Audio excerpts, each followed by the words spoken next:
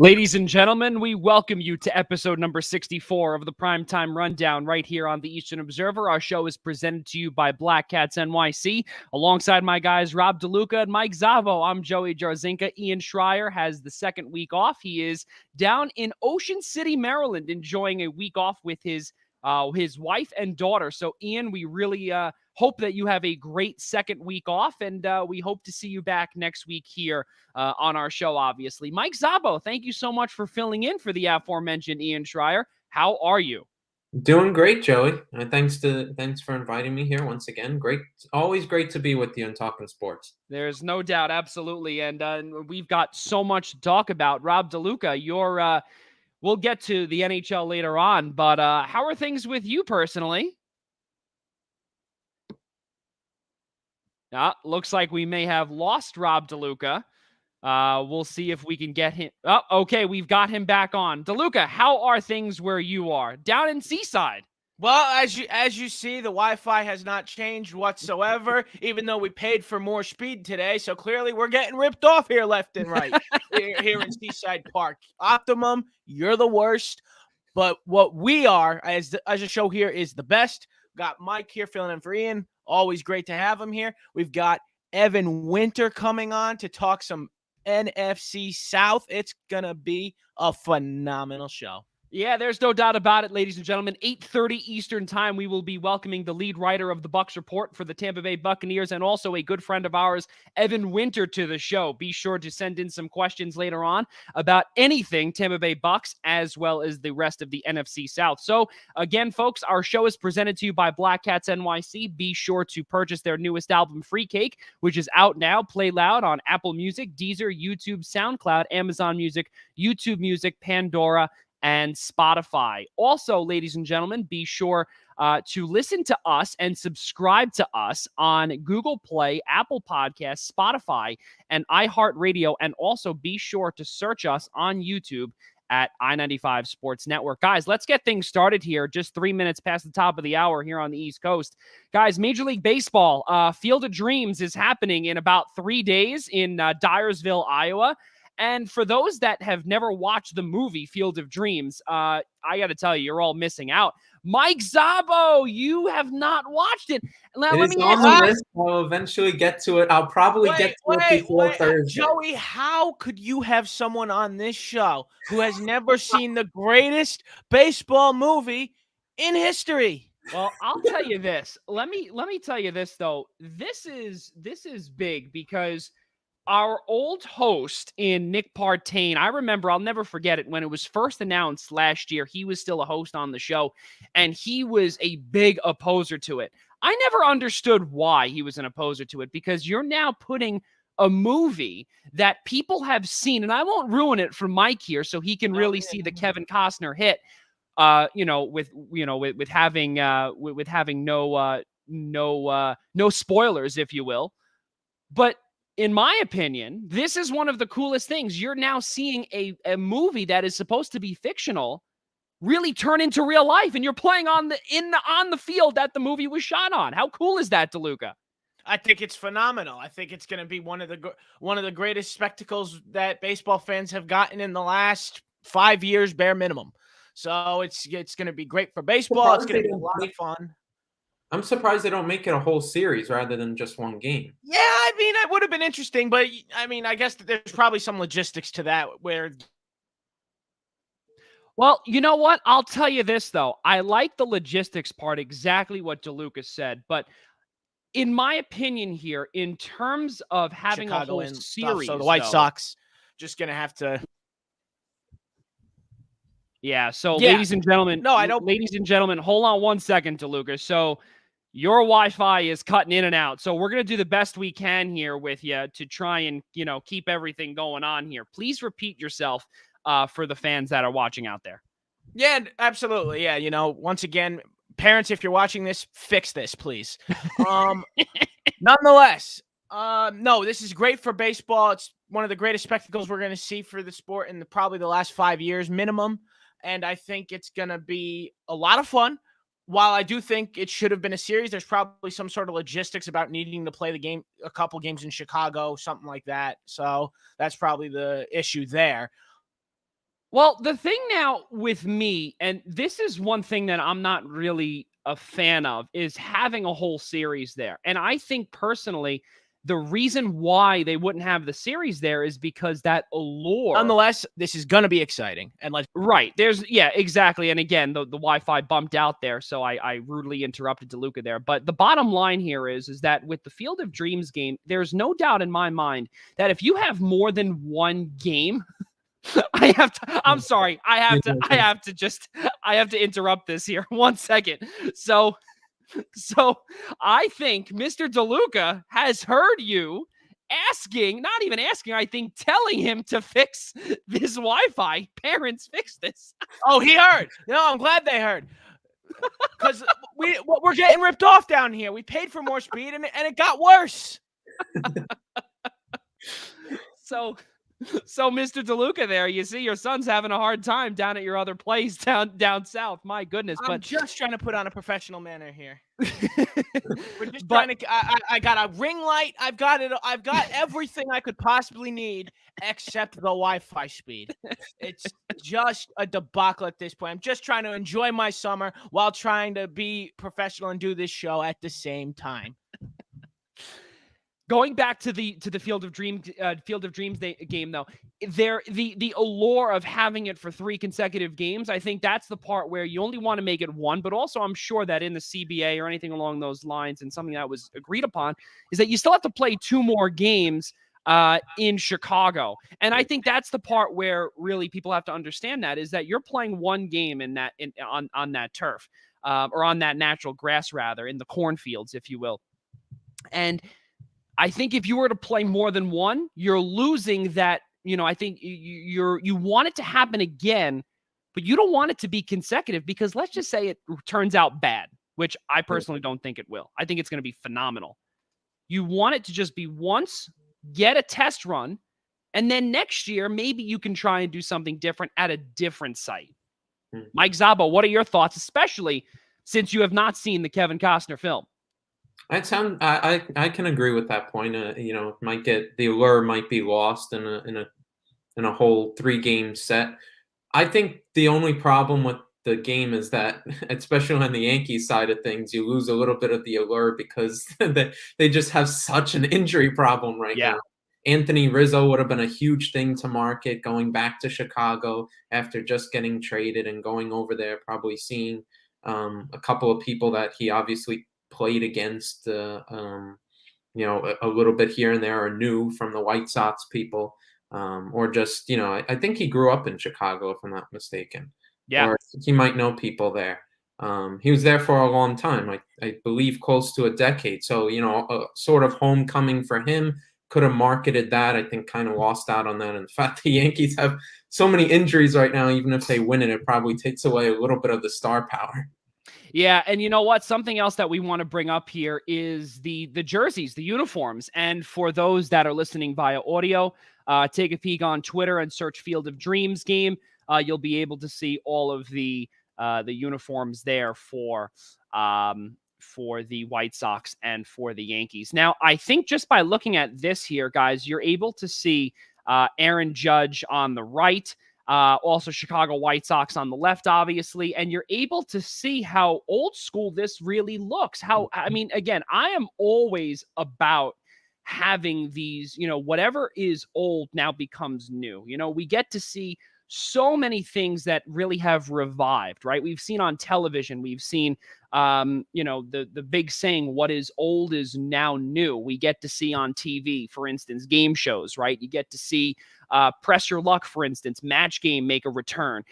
You've got so many things now, and now you're beginning to see certain things like this. Let's be honest here, ladies and gentlemen. I personally believe, now looking into the hockey side of things, why not? Who says no to having things going on at the 1980 Miracle on Ice site in Lake Placid? Why not? Hey, listen, Joey, I think great site. Yeah, Joey, it's a great site. It could work. The National Women's Hockey League used it for their bubble season last year, and it was I would call it a success, but they didn't even finish a 2-week season, so can't really call it that. But the setup for it was beautiful. The rink looked great. All the fan cutouts, all the aside from COVID literally infiltrating the bubble and ending their season 2-week season early. Yeah. The idea of it was great. So I think it absolutely should be run that way. And that's the way. There's no reason the NHL couldn't pull something off, especially now with us on the back end of this pandemic. Can actually fill those seats with real people as opposed to cutouts. It would be a phenomenal spectacle. Right. Definitely something a sport of hockey would greatly benefit from. Yeah, there's no doubt about it. And I would not be surprised. And this something here for all the baseball fans here. And of course, my man, Brian Morales, Director of Media Relations from Wagner College. All good things ahead with B, of course. He has a little comment here saying the Field of Dreams All-Stars might fare better than the current Yankees against the White Sox in that game. He's not wrong. He's not wrong on that. And then also, it looks like he got it in a couple of minutes late, or maybe I'm just seeing this comment a little bit late. DeLuca, cred with the ring light, but still need the step and repeater banner, my guy. Yes, that one's actually should be said to me. That one I still have to order for him. But in terms of the Field of Dreams game, though, this is probably the best thing that we have seen Rob Manfred do in his short tenure as commissioner of Major League Baseball. It has been a legitimate disaster for him. It's been a legitimate disaster for the Manfred administration. All of these new rules that have come into play, all of these modernizing, progressive type, baseball in, post, not only post-pandemic, but also, really in the 21st century game. Things at the time, I remember saying this on this show, that the game of baseball is dying. And it really was the truth when you look at some of the numbers of the viewership. And we got to see it, we got to see it a few years ago when teams were unable to even get over 20,000 people in the stands. Now we're beginning to see these little, these things where Field of Dreams comes in and taking a playbook out of hockey, really, because you get to see hockey was in Lake Tahoe last year. They were in Yankee Stadium. They've been in Fenway Park, etc. The list goes on. This is a massive kudos to Major League Baseball and to Rob Manfred for being able to get this done. And that series will start on Thursday. That should be 8 o'clock on Fox. That's going to be a nationally televised game. They have a day off on Friday, and then they will continue that 3-game set Saturday and Sunday because obviously they have to do the travel from Dyersville, Iowa. The first Major League Baseball game to ever be played in Iowa, by the way, will commence on Thursday, and then they head back to Guaranteed Rate Field in Chicago, South Side. Too used to saying U.S. Cellular Field, but they lost that contract a little while ago. Mike, I want to go right to you. It's a perfect segue with Anthony Rizzo being on the COVID IL. Most likely will be returning on the 18th of August. DeLuca and I will be seeing him. We expect there that night. We hope to, obviously. From what Aaron Boone has said, he does have some mild symptoms. It looks to be on the right path, on his recovery. But he's out. Luke Voigt came back yesterday. The Yankees fell in the game against Seattle. They were looking for that 4-game sweep. They've won 18 of their last 26, best in Major League Baseball. The Yankees are on an upswing here. The three of us are all Yankees fans, and we don't have to see Ian rolling his eyes while hearing, while talking about the Yankees. So this is a great panel, obviously, for the three of us to talk about the Yankees. Mike Zabo, I want to start with you. Ever since the trade deadline, what have you seen aside from Gallo, Rizzo? I don't even want to include Andrew Heaney in there because he's been a legitimate disaster. But those two, really, they've really come to play. And this team is almost invigorated by those acquisitions.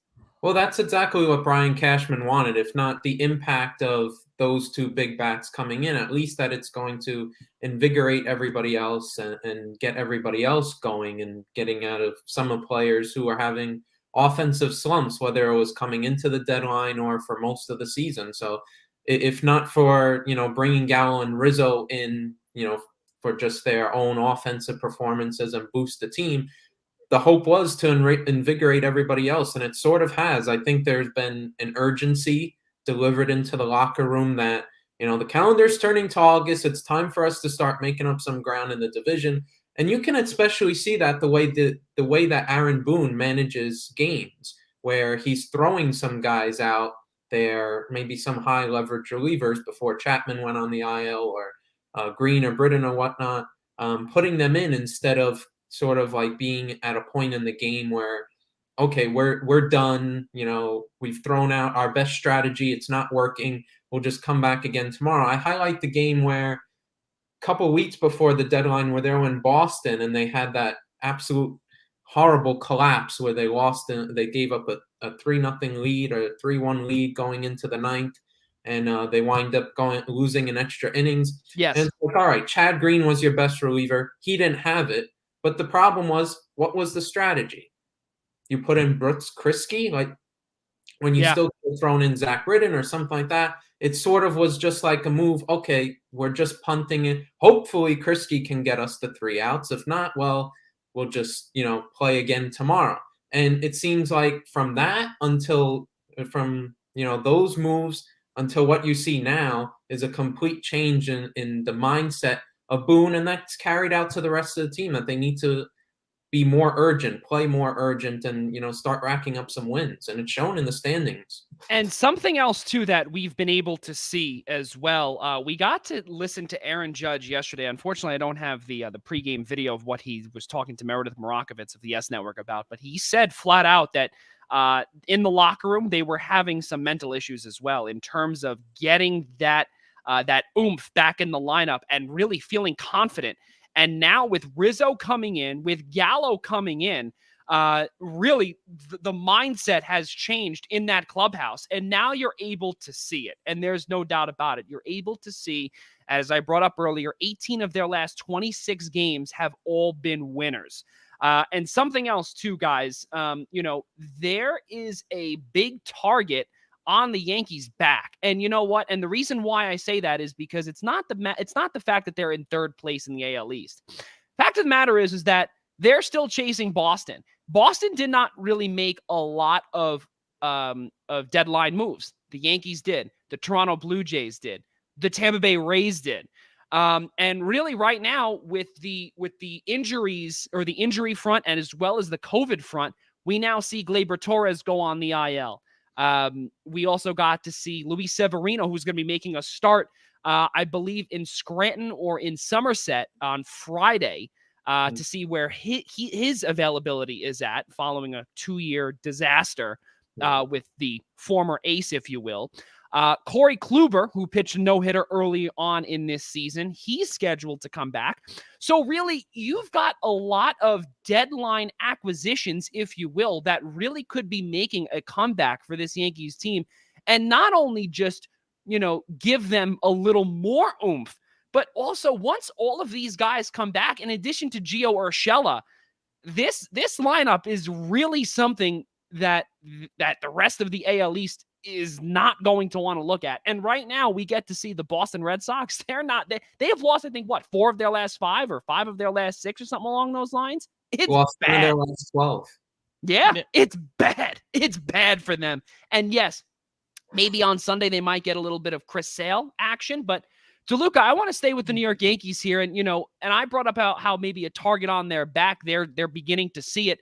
And something else also that I don't know if any of you guys heard, I believe it was a tweet or something that was said in the clubhouse, but I believe it was Rougned Odor, who never played third base before at the major league level, and he was a little skittish about his role at third base. And obviously you have no choice but to play him there. And right now you had Anthony Rizzo, who said, "Don't worry, I will be able to catch any ball that is thrown my way." That's really a good leadership role that Anthony Rizzo is beginning to play on this team. What have you seen from this Yankees team and really in the last 26 games? Just a reinvigorated squad is what we've seen. It seemed after the trade deadline, Anthony Rizzo, Joey Gallo, this team found a spark, and they're on a roll despite last night's loss. But they are playing a lot better baseball. They are hitting the ball more, and they're not always trying to go for the home run, as this team had a reputation of doing. They're trying to win these games by small ball now. Well, they are the Bronx Bombers for a reason. Well, sure, you get your reputation, but nonetheless, that's just not always going to work, even in a park like Yankee Stadium. Sometimes you just got to play the small ball. Teams are figuring it out. You know, tonight's lineup is an interesting one as the Yankees are just getting underway here against the Kansas City Royals. They're actually in Kansas City. They've got, I believe, about 8:05 start since the Central Time Zone. Oh, that's right. It's 8:00. But yeah, the lineup was shuffled a bit. DJ LeMahieu for the first time as a Yankee batting 5th tonight. So that'll be an interesting move to see. I mean, it's a move that a lot of fans were hoping would happen because DJ just hasn't been the DJ LeMahieu that we paid. But he, by no stretch of an average baseball player, he's still playing good baseball. It's just not up to DJ LeMahieu standards. Of course, there's the never-ending question about Brett Gardner and why he continues to lead off the lineup, because fans are like, it's good to see DJ out of the lineup or out of the leadoff spot for a break, but then to put in a struggling Brett Gardner, it just leaves a little bit of a head scratcher. And now Aaron Judge is batting 3rd. It's one of the more interesting lineups Aaron Boone has put this year. But you know, me personally, the way they've been playing, if it's not broken, don't fix it. And it seemed like it was finally getting back to, literally help, you know, like it seems like every time the Yankees are starting to figure it out, Aaron Boone finds the way to put us back into some pain because for whatever Brian Morales. So Brian, I don't mean to interrupt you. Brian Morales says DJ to 5, cool with Gardner leading off. Help me. Pain, nothing but pain. But no, nonetheless, DJ did need to be moved, not necessarily for Brett Gardner, but not much he could really do there. But overall, I'm liking the direction this team's finally taking. They're only 2.5 back of the Red Sox now, and they're only 6 back of the Tampa Bay Rays for first place. So what seemed like a runaway for Boston and Tampa, it was just going to be a 2-team race right to the end for the AL East, has now turned into a 4-team dogfight, and it is going to be a fun rest of the summer. Well, this is something else too, guys, is that there's going to be a brand new shortstop who's going to be making his debut for the New York Yankees, Andrew Velazquez. He was drafted by the Arizona Diamondbacks back in 2012, round 7, pick number 243. He is actually a Bronx kid out of Fordham Prep. So he's essentially making his homecoming, if you will. He was with Scranton Wilkes-Barre for the majority of the season. So, you know, the cool thing there is that, you know, you've got a hometown kid that's going to be playing in Kansas City in his,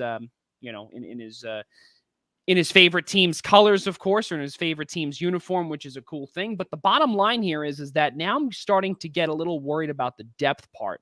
Once Gio Urshela comes back, we might see a little bit more, but and I'm not saying that Andrew Velazquez at age 27, who's also a switch hitter, he can do damage. We don't really know much about him, but you start to look at that lineup, and exactly what Rob DeLuca said is that it kind of gets a little scary when you see certain things like that, guys. And Joey, anything to get anything to see less of Tyler Wade at this point is where I'll tell you this: Tyler Wade is actually playing third base, batting 8th tonight. Yeah, he is. No, he even with I thought this call up meant Tyler Wade was going to be sitting out tonight, but no, they decided to give Odor the night off for no good reason, really. And yesterday he wasn't supposed to. Go ahead, Mike. I mean, yesterday's play where Tyler Wade let the foul ball bounce right in front of him late on just told you everything you needed to know but about at this point. Nobody used to care because he would be a bench player, pinch runner, and all. Now he gets exposed because he's playing a lot more often, and how awful he looks. I mean, the only thing he has going for him is at least he can play other, positions or whatnot around the infield, but he literally can't do much on offense. Velasquez, I will say, he's interesting to see what he has.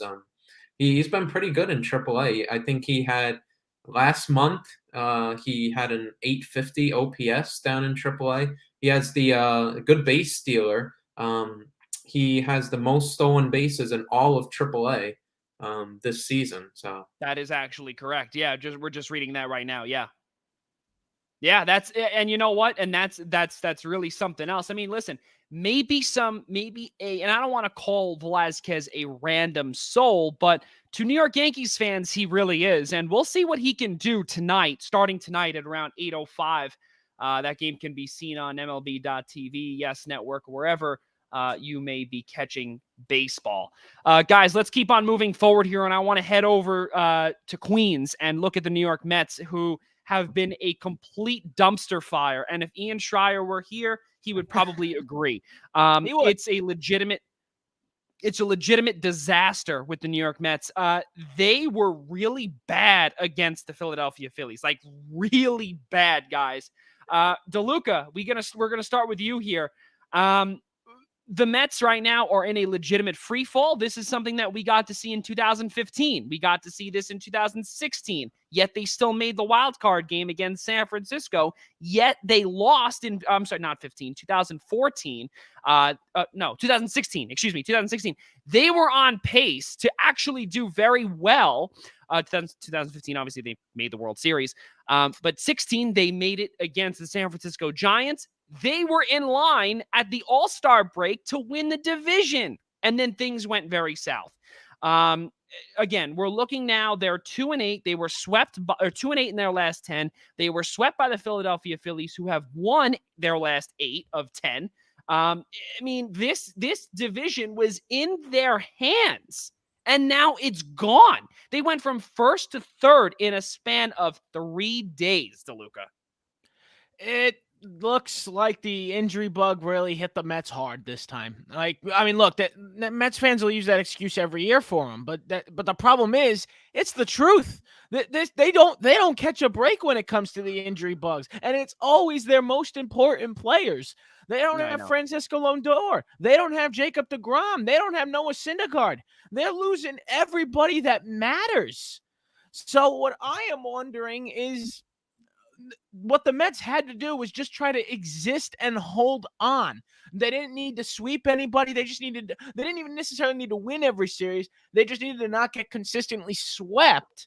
And unfortunately, a sweep came, and it came at the hands of the worst possible opponent, a division opponent, and not just a division opponent that was chasing you all season long in the Philadelphia Phillies. And it has now allowed the Phillies to propel themselves, Joe Girardi, Didi Gregorius, Ronald Torreyes, and company, into first place in the NL East. And they are right now in a small, comfortable lead over the Atlanta Braves, who have found their moxie a little bit to try to get back into their way of playing and possibly get back to that division title that they were heavy favorites for at the beginning of the year. We will see where this goes from here, but it's an interesting stretch to say the least in Queens. Not a fun time to be a Mets fan. Guys, it is a legitimate disaster. We got to see Edwin Diaz completely implode. Javier Baez is day-to-day now following I believe, an exit that he had. I believe it was yesterday or the day before. Jacob deGrom is on the IL. David Peterson is on the IL. Sean Reed-Foley has been on the IL for a long time. James McCann has not been performing up to par. Jeff McNeil, him and Pete Alonso are the two that are trying to keep this Mets up, keep them afloat. Things are really, really going downhill. Guys, Mike Szabo, I got to ask you this question. Obviously, the Mets are not our team, but this is an all-time high or an all-time low for a Mets fan. And I'll tell you why also. And I just want to give my opinion here is because we got to see Steve Cohen's tweet also where he said, yeah, I'm going to go give a little pep talk in the clubhouse here today. Yeah, these guys were fired up. Well, guess what? It resulted in a loss. A shutout loss, no less. I think Steve Cohen needs to stay off Twitter for at least a couple of weeks. He's had this whole time since he became owner in the offseason. It's sort of, he's had a lot of goodwill amongst the fans, freeing them from the Wilpons and whatnot. And, he's shared like almost this goodwill on Twitter, like, oh, there's a lot of positive vibes and whatnot. Now things are going down. And I think he's got to get off Twitter a little bit because a lot of he's not exactly in the good graces of fans right now, especially the the inactivity at the deadline, because if they didn't get Baez, strange because their whole season they were treading water. They had injury problems, whether it was DeGrom, whether, you know, he had to skip a start here or he had discomfort here, resulting, you know, now into him having this long absence. They had at times through May and June, they had guys from their lineup that were out.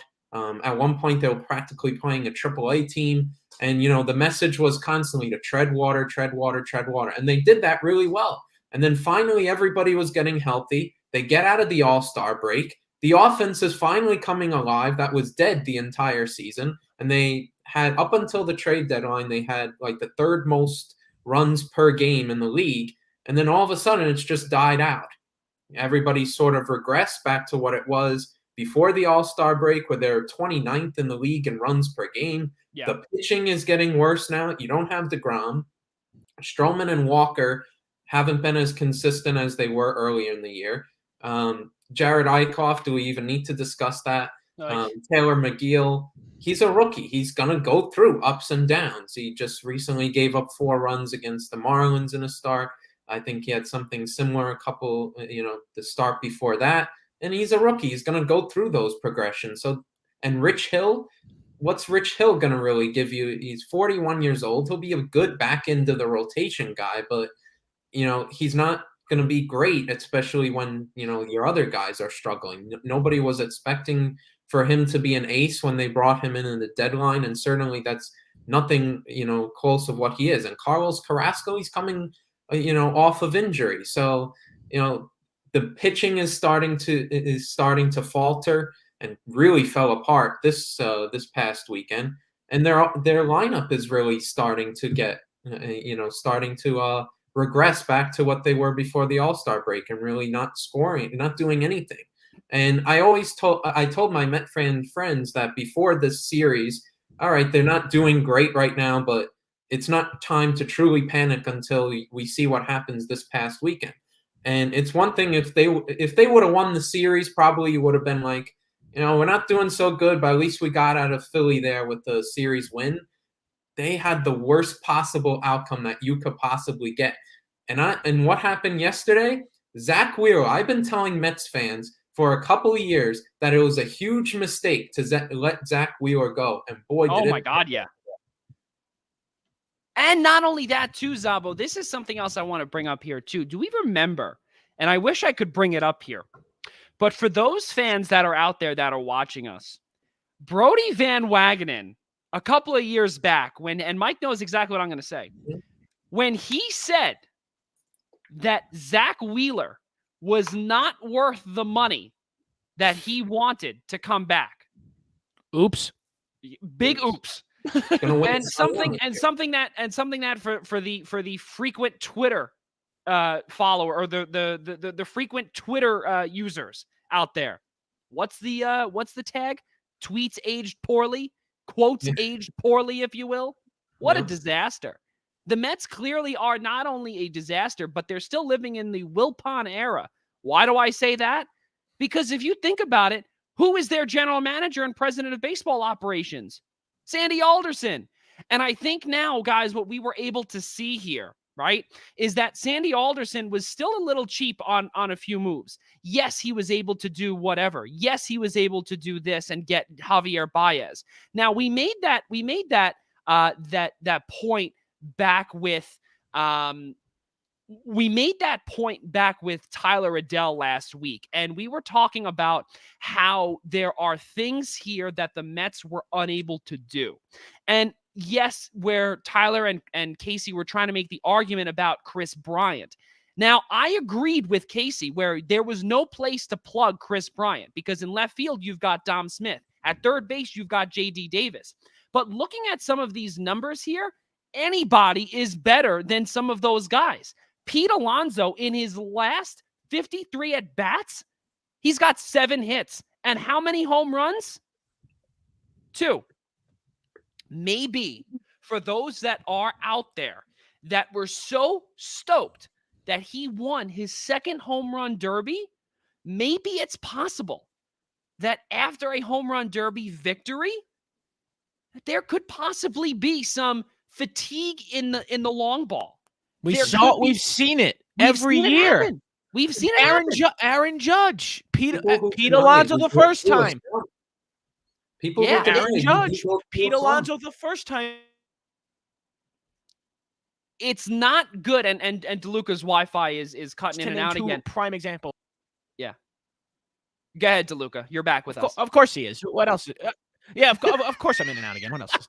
But no, like, well, no, but we saw it with Aaron Judge. We saw it with Pete Alonso the first time. We even, I mean, not as prominent, but we saw it with Giancarlo Stanton a little bit. He wasn't on the same tear that he was originally. So when he was in his Miami days, that is. But nonetheless, it does take a toll on these guys to swing your arms out trying to hit a home run every single at bat. It's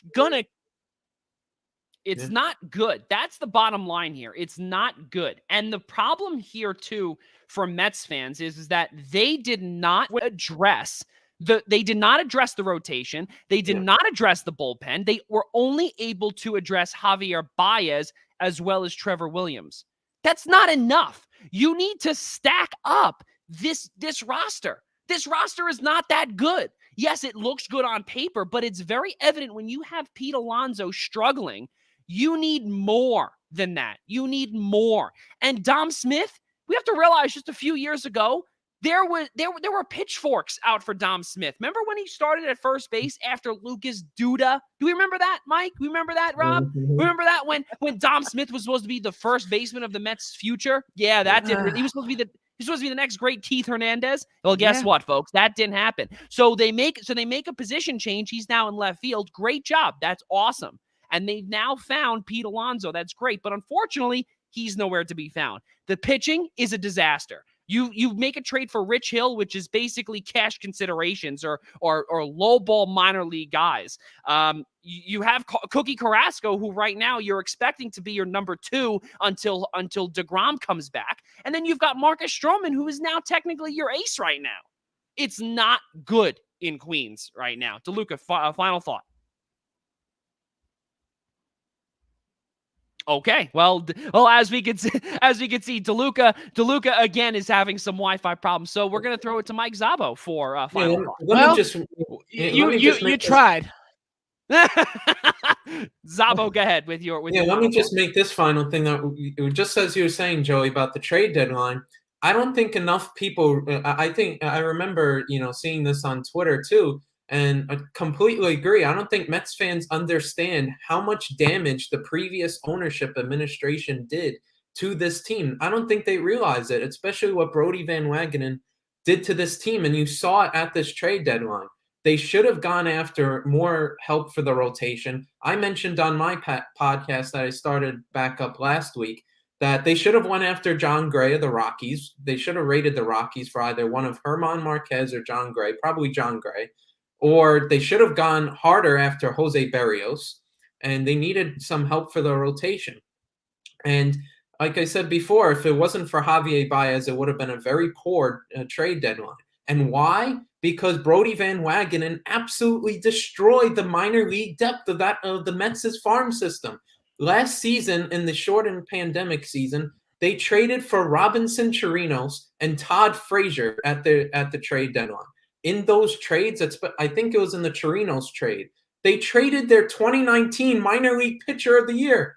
What do the Mets need right now? Pitching.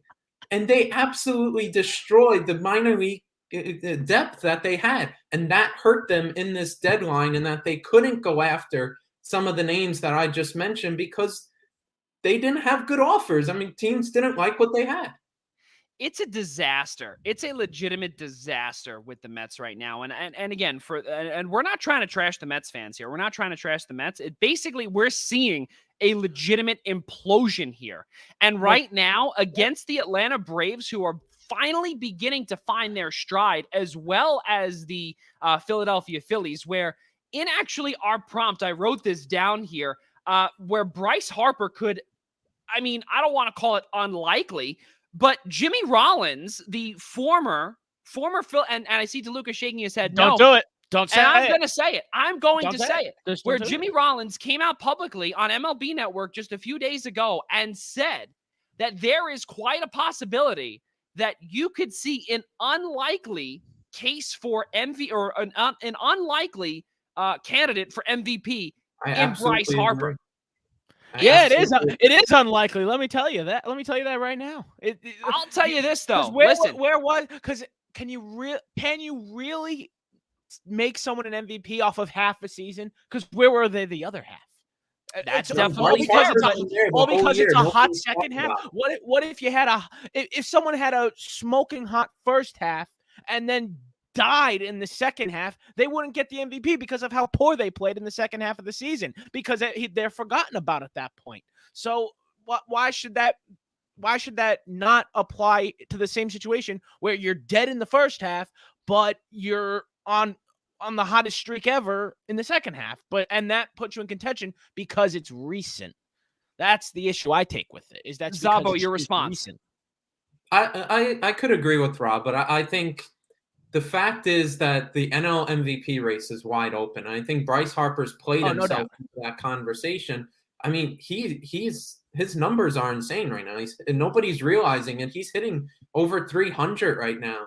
The main reason of why the Phillies have jumped up into first place has to do with him and his recent offensive hot streak. And nobody's really talked about it because of how bad the NL East has been, how bad the Phillies have been at times this season, of how good of a season Bryce Harper is having. People forget about Bryce Harper because he signed this 13-year contract. Oh, we just stashed him away in Philadelphia for the rest of his career. Everybody's forgot how good of a baseball player he can be. And I think the fact is the MVP race is wide open with the fact that DeGrom had it locked up the way he was pitching, and now he's practically injured, from June all the way up until, mid-September, so he can't be the MVP. Tatis has been having injury problems, so you would think it would be Tatis that would be the next guy that would be, be in line for the MVP award, but he's had injury problems now. And so, who else is there that has, good enough numbers to be an MVP? Yeah, and you know what? I want to go back to some of the numbers here with the Philadelphia Phillies in their last 15 days, in their last 15 games.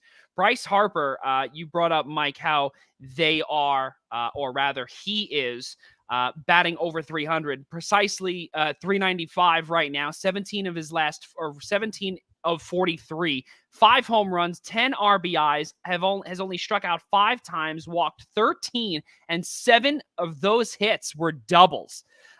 Really amazing stuff. Odubel Herrera, Alec Baum, Jean Segura, as well as JT Realmuto. Those 5 players are leading this charge for the Philadelphia Phillies, and they are not going away either. As we brought up earlier about Brodie Van Wagenen's stupidity back a couple of years ago, again, we are looking back and seeing what Zach Wheeler has done.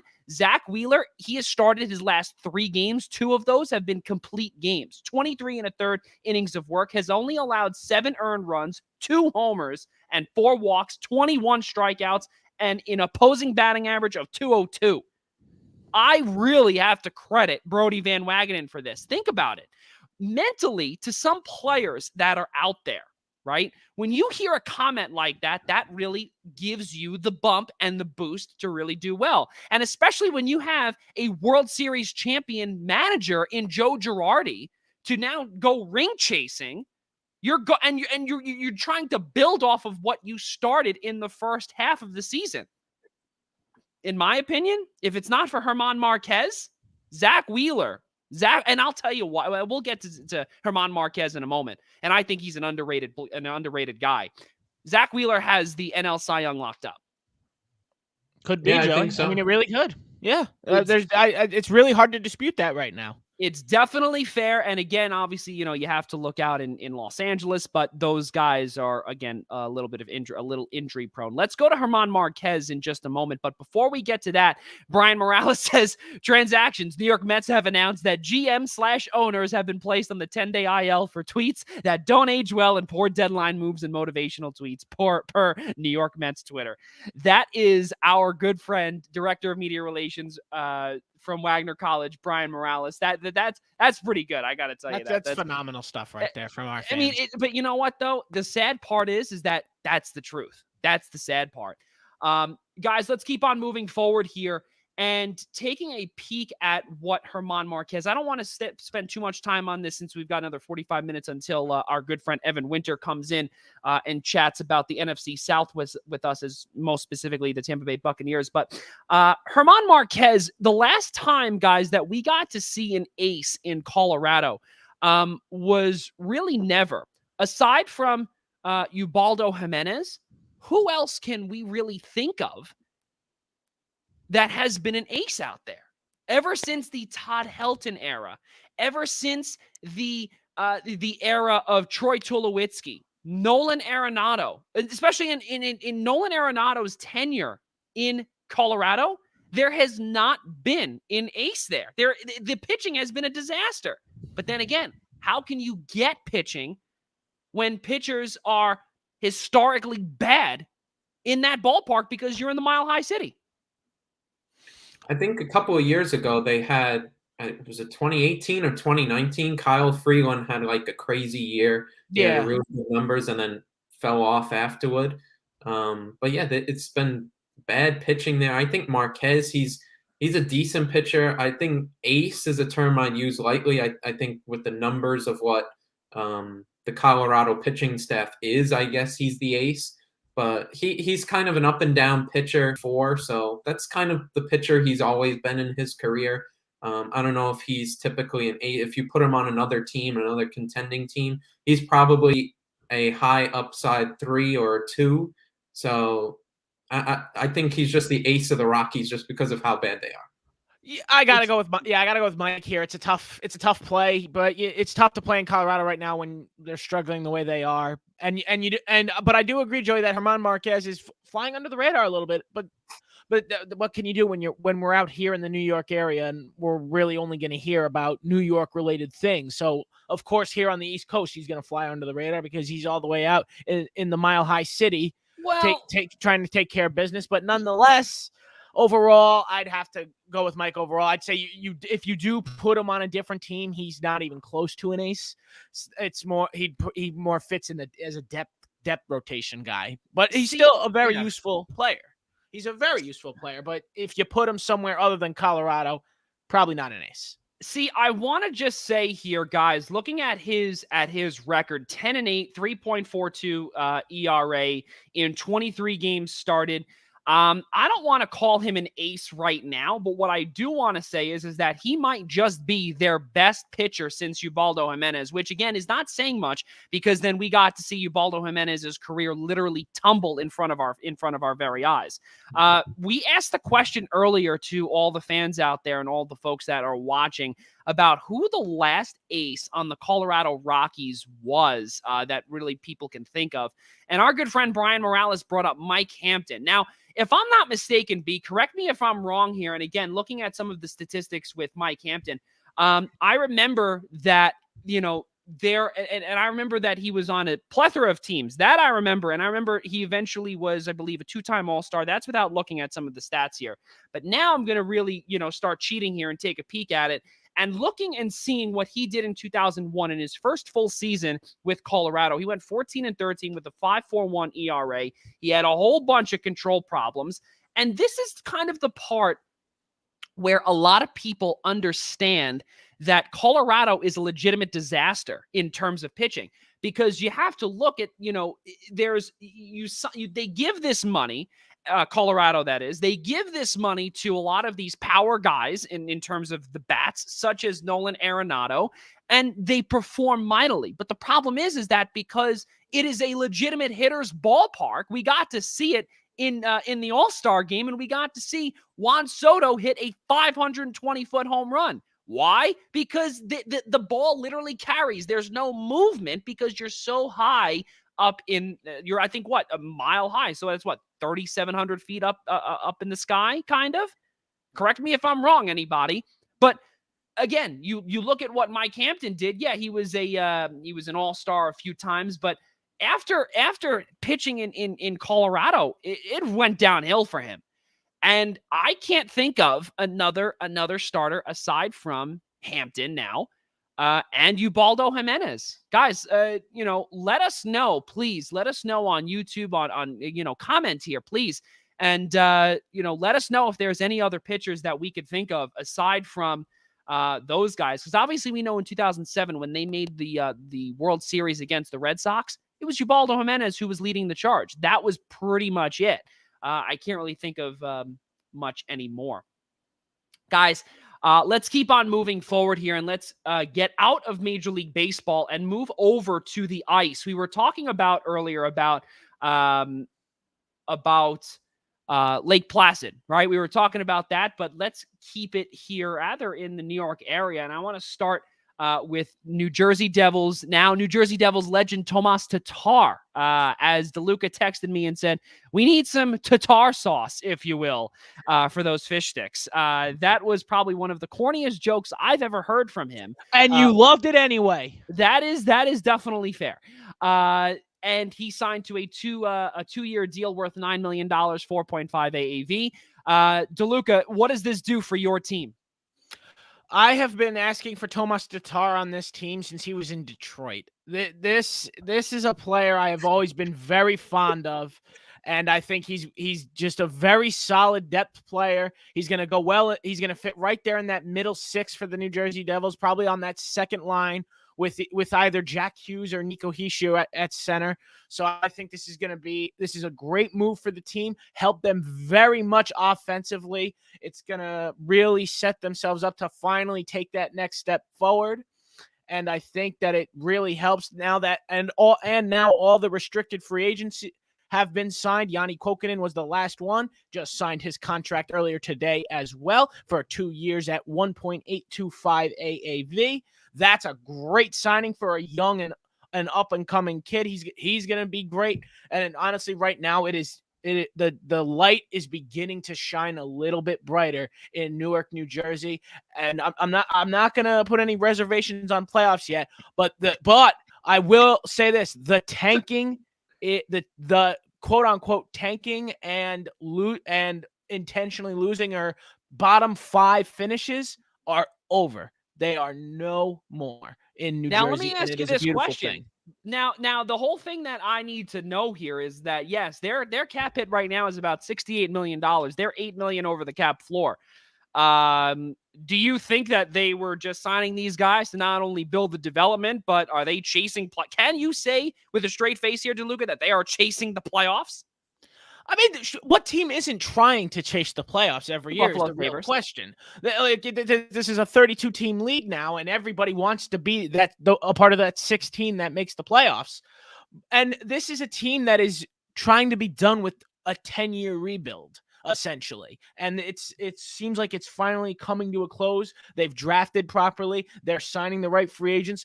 With $12 million or so left in cap space, I would expect one more move to be made by Tom Fitzgerald this offseason, primarily at third line center, which it's going to it's okay. So as we are waiting for DeLuca's stream to buffer, I want to go back to Zabo here, and you're a Rangers fan. We're not going to talk about Igor Shesterkin just yet. I want to stick to Tomas Tatar, even though the news happened with him last week. What do you think this does here for the Devils? I mean, again, me looking at it personally, I'm going to say that this is more of a development plan here for Tom Fitzgerald and really trying to get older players as Tomas Tatar at the age of 30. And we're going to go back to Zabo here as DeLuca's stream, that entire thing cut out. Because I did something strategic with the Wi-Fi, and I'm praying it'll pay off, because that was a long buffer there. So I did something, and I'm praying it worked. So we'll just have to see. Okay. Well, for those folks that are watching us or decide to tune out, we will see if it worked or not. Because if you tune out, clearly it did not work. But Zabo, no, it was clearly the dumbest idea I ever had. I'm just never gonna try that again. That was the dumbest idea I could have ever made. But nonetheless, so yeah, if I could finish my point. Please finish. Where was I when I cut out? Where was I when I cut up? I don't even know. Restart from the beginning. Yeah, no. So Yeah, it was the age restriction. So Fitzgerald kind of wants to keep this team younger because he feels that'll be better for the long-term success. Tomas Tatar is the oldest player on this team, or the oldest forward on this team now at the age of 30, PK Subban being the oldest player at age 32, I believe. So he doesn't like a lot of old guys. But with who's left available for like a depth center, like I would think someone perfect who's going to be nice and cheap as well, because I don't want this team to spend the entire cap in one offseason. So I think someone like Tyler Bozak, or even Tyler Bozak or a Derek Brassard, even, they're in their mid-30s. So you can sign them to 2-year deals real cheap, but it'll help the depth and the veteran leadership that this team will need and that's what the second year is for, because I firmly believe next season is the New Jersey Devils time to strike for the playoffs. So that's why I think a 2-year deal would be important for one of those depth centers. So that's where I would put it. But overall, Tomas Tatar, great signing. Very, very happy. Loving the direction my New Jersey Devils are trending in. Zabo, quick response. I think it gives them, good veteran experience. Tatar's been, experienced veteran. He's played in a lot of big games and will really help the development. He still can play, no doubt, but he's been in a lot of big games, so it'll really help the development of some of the younger guys. I think it's a solid move by the Devils. So let's keep moving forward here, and I want to head over the Hudson River and go to the New York Rangers.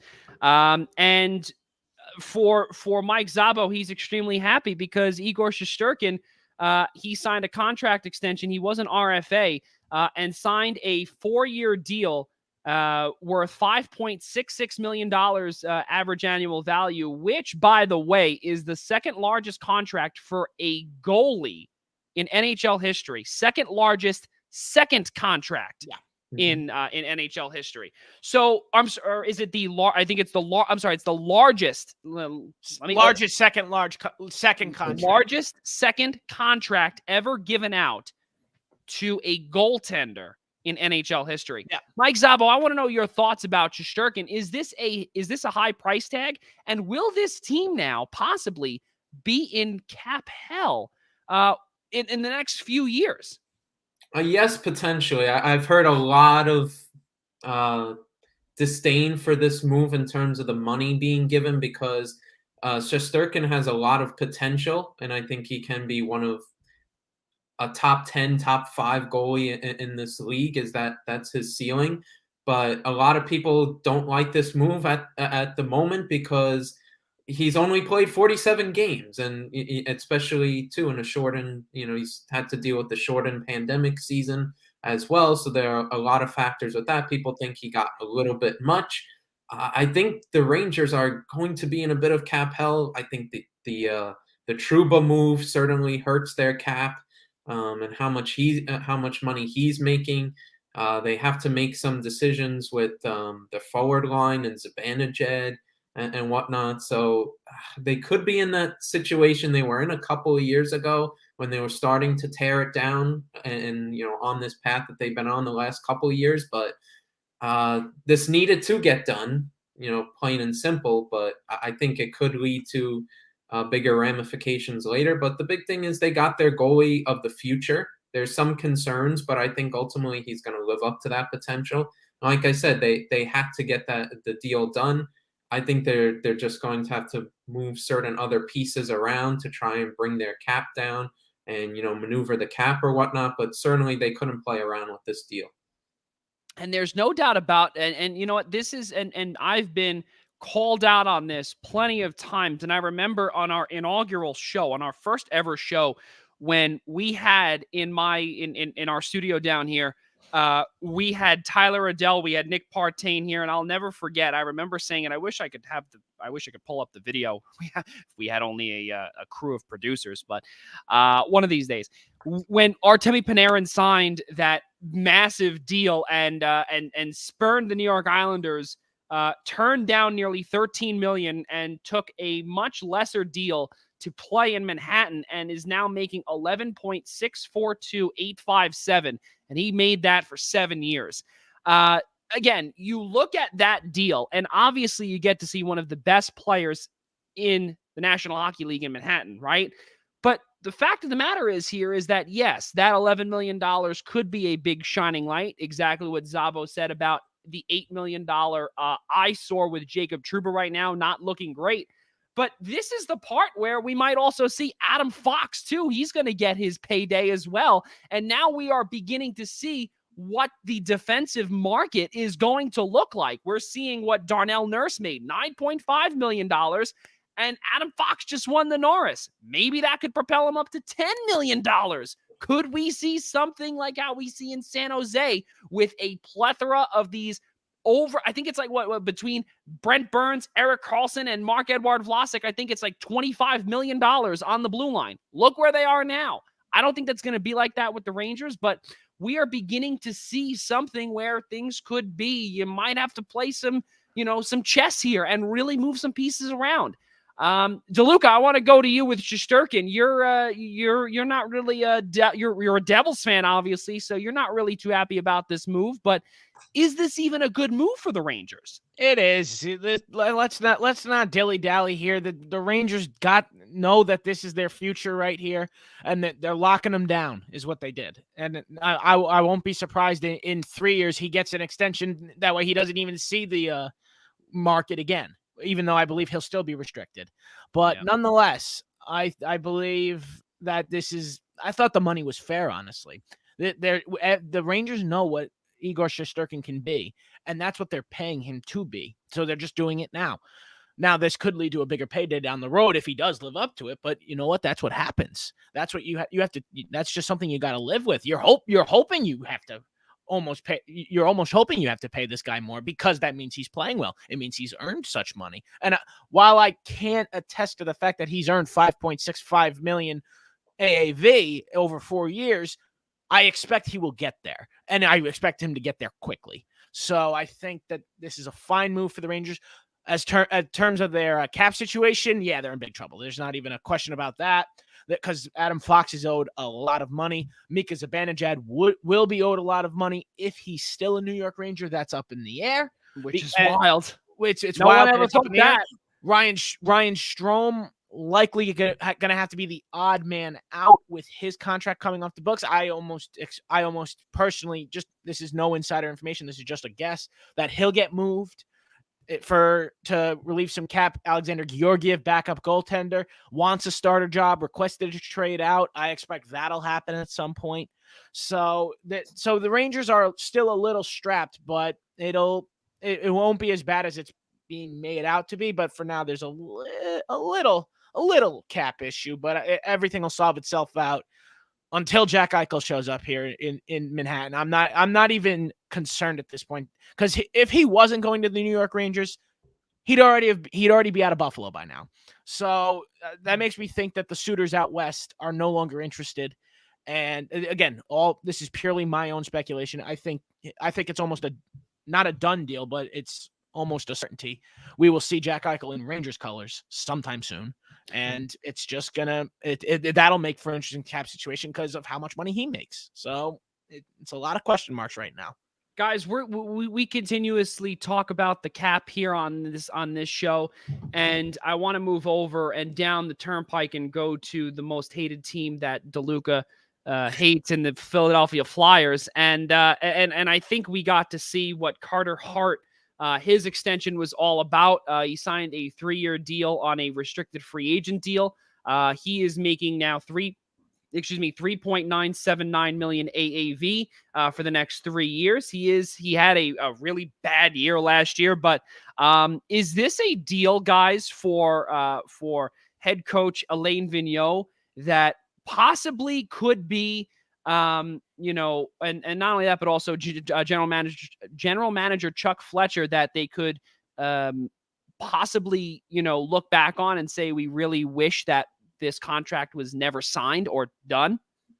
Probably. I think this is this was a real head scratcher. I mean, Carter Hart was one of, if not the worst goaltender in the NHL last year. He was one of the worst seasons I've ever seen. And for a guy who, I mean, look, he's a young kid. He's only 24 years old. But for someone of that age, and to have all this hype around you and to play like that, you should consider yourself fortunate you got that kind of money. granted, it's only a 3-year deal, but the fact that he almost got $4 million a year off of it is crazy to me. I cannot believe the Flyers were willing to pay him this money. Look, I get it. He's your goalie of the future. But you did not have to overpay this man yet. It was not that time. He was not like Igor Shesterkin. He's not what Mackenzie Blackwood will likely get from New Jersey in 2 years' time. But to give this to him now, I mean, I get you had to sign him, but you did not have to overpay him. It's a real confusing contract to me. I'm surprised, but I expected him to get paid. But I really thought the Flyers were not going to jump right to it and be like, look, we're going to have faith in you. We know you struggled last year, but we're still going to pay you anyway. That's where I get confused, especially when you're in hockey, this hard salary cap, and it just a head scratcher, really. But see, that's the thing, though, is that I think that this is decent, and I'll tell you why. Because of a revamped blue line, and not only that, too, but also you've got a man in Martin Jones, again, who is really trying to revive his career as well. And that is to say the least. And you want to talk about how Carter Hart has had a bad year. You have to look at Martin Jones out west. Oh, Joey, if Carter Hart doesn't bounce back, that could be looked on as the worst tandem in the NHL. Well, that could be, yes. But the whole thing, though, is that we're talking about 2020 stats. And really right now what I want to look at is that how Martin Jones did make it to the Stanley Cup final back in 2015-16. We also have to realize that he also has led the San Jose Sharks with a really bad forward group and a lackadaisical blue line at the time. Against the that was actually when the San Jose Sharks made the Western Conference final run against the St. Louis Blues. That was the year the Blues won the Stanley Cup. They were trying to go. They were trying to go. I think it was their second trip in 3 years. That was the year that they traded for Erik Karlsson, and Martin Jones played a big hand in that. Think about the experience that Martin Jones brings here, and if he can find his groove, you might be able to put Carter Hart on the stove that could possibly really light up the fire that could really be steaming under his chair. Because if you need somebody to really get this man warmed up and really allow him that potential or get him to play to his potential, I think Martin Jones is the perfect man if he can play up to what he was back in San Jose in the beginning of his tenure there. Mike Szabo, let's move over to you. What do you think about this Carter Hart signing?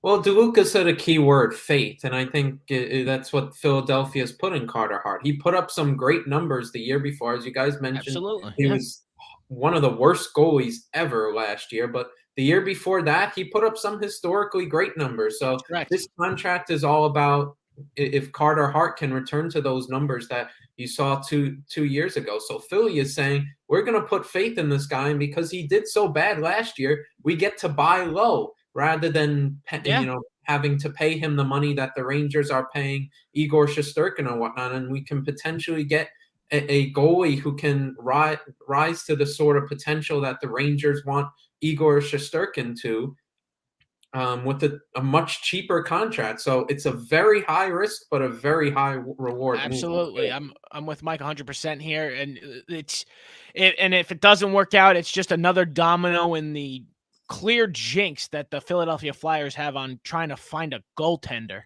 Because I've never seen a team go through goaltenders like them in the past decade. It is unbelievable. I mean, the last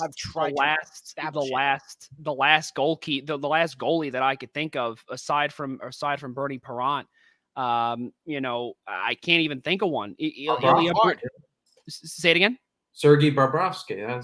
Sergei Bobrovsky, and they traded him. Yeah, they went with Brizgalov over him. Yeah, that is where the curse started. They had someone in Sergei Bobrovsky, went to Ilya, thought they had something better in Ilya Brizgalov, burned him, and here we are ever since. Yeah, completely burned him, and they're still paying him on this massive buyout deal, which that's still fun. That's still fun. It's still a disaster. They're actually paying him $1.642857 all the way until 26-27. That's just a quick little stat there.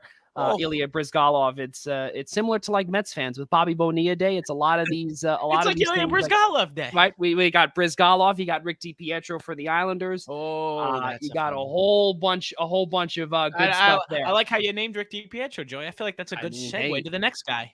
That is definitely true. But because of time restrictions, we're gonna go. We're gonna stay on Adam Pelech for a quick moment. We will not be covering Darnell Nurse's massive contract. We want to get to that. But wait, Joey, I got it real brief. It's bad. All right, all right. On to Pelech.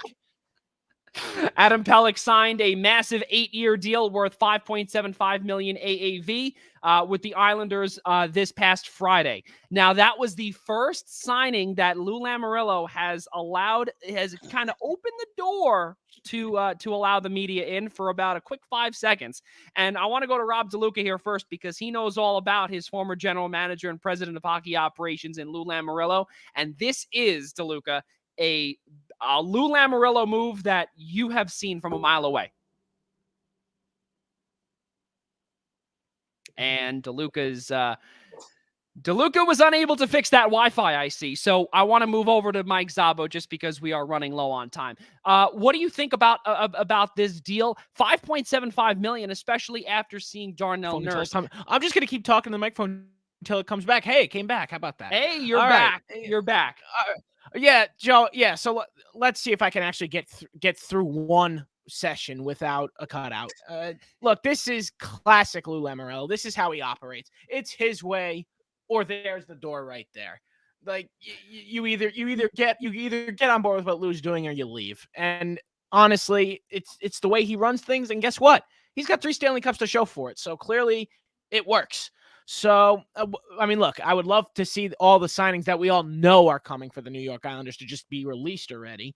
But this, I am in shock that it did not even cost the New York Islanders $6 million, let alone almost $7 million to keep Adam Pelech around.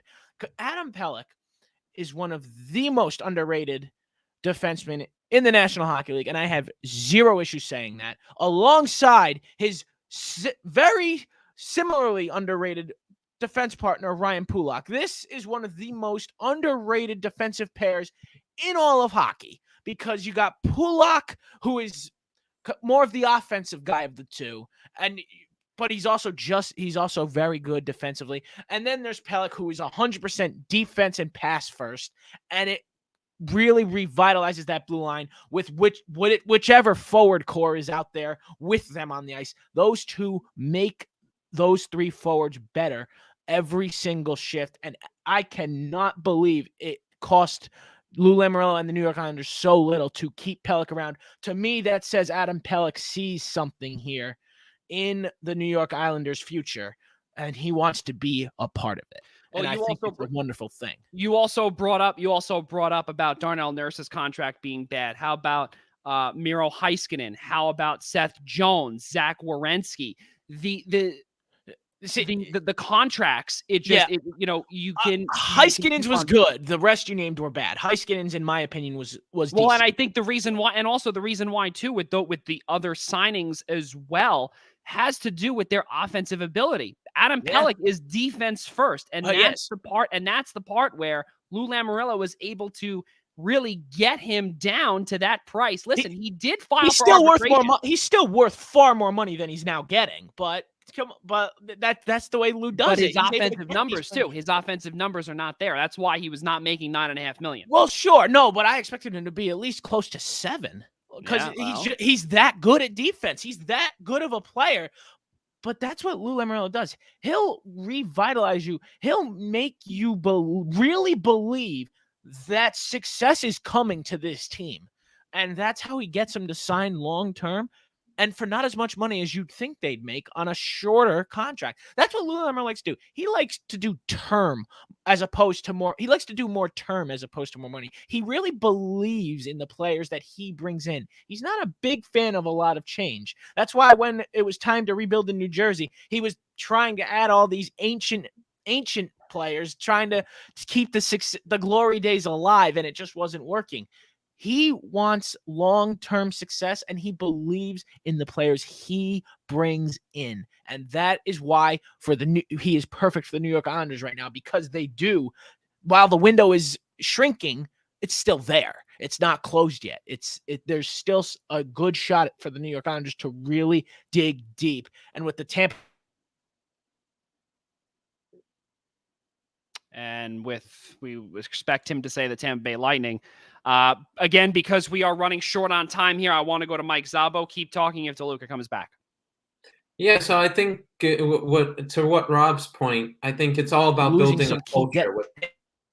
Yeah, I think it's all about a culture that Lou Lamoriello is building. And you see it a lot of times with teams that are going into deep playoff runs or Stanley Cup teams or whatnot. You have guys that are willing to take less in order to keep the project going, to keep certain guys together. And this is this move is a perfect example of that, of a guy taking less money to be able to keep everybody together, because you see the potential this team has going down the road and the culture that is being built here. So I think that's the reason why they were able to get him at such a cheap price. Yeah, between that and I will say, obvious coach of the year that gets snubbed every year, Barry Trotz, is no doubt. Well, he did win 2 years ago. Yeah, well, sure, but he really is the best coach in this league. He is I personally don't look, I think the Islanders are a good team. They would not be back-to-back Eastern Conference final appearances without him, though, if you ask me. Not a chance. There's no other system that would work like Barry Trotz's for this Islanders team. It's a really interesting Islanders team because it's been built by Lou, almost more of Lou Lamoriello than Garth Snow now, as opposed to it was two years ago when the playoff success started. So it's now a couple more Lou players than Garth Snow players, and Joey is I don't know where he wants to go with this, but I think he knows I'm right deep down. Is that no, I don't, and this is the last point. This is the last point that I want to make, just because we don't have much time here. I want to name all the Garth Snow players, and then I want to name the guys that Lou Lamoriello brought in. The guys that Garth Snow had on his roster when he was general manager: Anders Lee, Matthew Barzal, Brock Nelson, Josh Bailey, Cal Clutterbuck, Matt Martin, Ross Johnston, Anthony Beauvillier, moving down to the defensive pair. Johnny Boychuk does not count because of his long-term injury. He really put in Ross Johnston and left out Casey Zizekas, thinking Ross Johnston actually matters. Casey Zizekas is not 100% on this roster just yet, so calm down over there, big fella. Adam Pelech, Ryan Pulak, Scott Mayfield, Sebastian Aho, I'm going to include him in there as well. Thomas Hickey, Ilya Sorokin. Okay, now we've got the guys now that came in off the likes of Lou Lamoriello. Jean-Gabriel Pageau, Leo Komarov. I guess we can kind of put Matt Martin in there because he was reacquired by Lou, but I'm going to keep that one out of there. Richard Panik, Oliver Wahlstrom, Noah Dobson, Andy Green, Semyon Varlamov. It's still I'd say about 70-30 Garth Snow's roster. Well, sure, but you're going to add Kyle Palmieri, you're going to add Travis Zajac. These are signings that just haven't been announced yet that we know are coming. Definitely fair, but Lou group is Garth Snow's guys. No, 100%. But Lou's footprint is now definitely in there. Is my point. It's in there, and it's prominent because let's not forget Lou Lamoriello also got Barry Trotz. Garth Snow did not get Barry Trotz, and that was honestly the biggest thing. I firmly believe the Islanders would not be as good as they are without him, just because of the system Barry Trotz runs and the roster that has now been made to the New York Islanders. I do not see another coach that would duplicate the performances that the team has had in 2019 and 2020, where it would be the same without Barry Trotz. Definitely something that we will be looking forward to in the coming weeks when hockey begins to ramp up starting in the next, I think, few weeks. Training camps are going to be, reopening. And the reason why I say reopening at the end of August, the beginning of September, we're going to start seeing some preseason games. Things are going to start coming back to normal. This was the season that things were going to be, or the way that the NHL really looked at getting things back to normal post-pandemic. So a really good sign to see things moving forward and starting right around October 13th yet again. It's really great to see post-pandemic life is beginning to it's a beautiful thing. Pre-pandemic life. Guys, I want to get to a couple of sports updates here. I want to leave Lionel Messi till after because that one is a good one that we're going to be discussing about. Winnipeg Jets center Pierre-Luc Dubois changes his number from 13 to 80 in honor of his former teammate Metis Kivlenieks, who died tragically in a fireworks accident back on July 4th. Of course, for all of the NFL fans, director or vice president of officiating, Al Riveron, he will be retiring, and I am sure a lot of the NFL fans are extremely happy to get him out. Also, the Vancouver Canucks have re-signed defenseman Olli Juolevi to a 1-year deal worth $750,000. That's definitely some good stuff there. DeLuca, thank you very much for doing God's work here and erasing things as I'm talking. This is awesome. John Tortorella joins ESPN as an NHL studio analyst. Good Lord, epic. That's epic. There's nothing that beats that one, Joey. I don't know if you can name a better sports update than that. I listen. All I know is that could it be? It's going to be Barry Melrose and John Tortorella for looking. That's awesome. Just fantastic on this ESPN broadcast. It's going to be great. It's going to be awesome. It's a great time. Speaking of broadcasters, RG3 joins ESPN as a broadcaster, but he is open to an NFL return. And of course, ladies and gentlemen, a really sad, tragic news for the Florida State Seminoles. Former head coach and longtime Hall of Fame head coach Bobby Bowden, he died at the age of 91. And he died natural causes.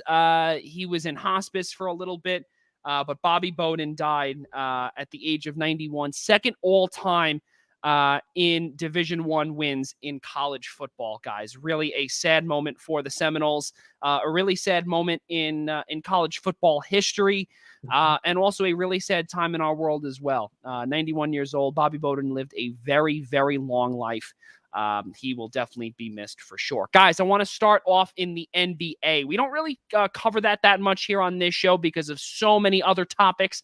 But here on tonight's show, we have to really announce a few things and really discuss it rather quickly. But Luka Doncic, he signed a maximum rookie supermax deal, 5 years, $207 million. That is something phenomenal. We got to see him play in the Olympics with Slovenia.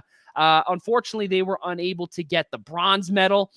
Things were not looking too great for them, down the stretch in the Olympics. But for Luka Doncic, Mark Cuban really giving out these massive contracts. We know in the NBA, it's always supermax this, supermax that. Mike Szabo, the reason actually why I saw this deal come about is because of your quote tweet that said, "Show me the money," and that's exactly what Luka Doncic told Mark Cuban, who's also a shark on Shark Tank. But, listen, he asked Mark Cuban, show me the money, and Mark Cuban paid up. There's no doubt about it. What do you think of this deal?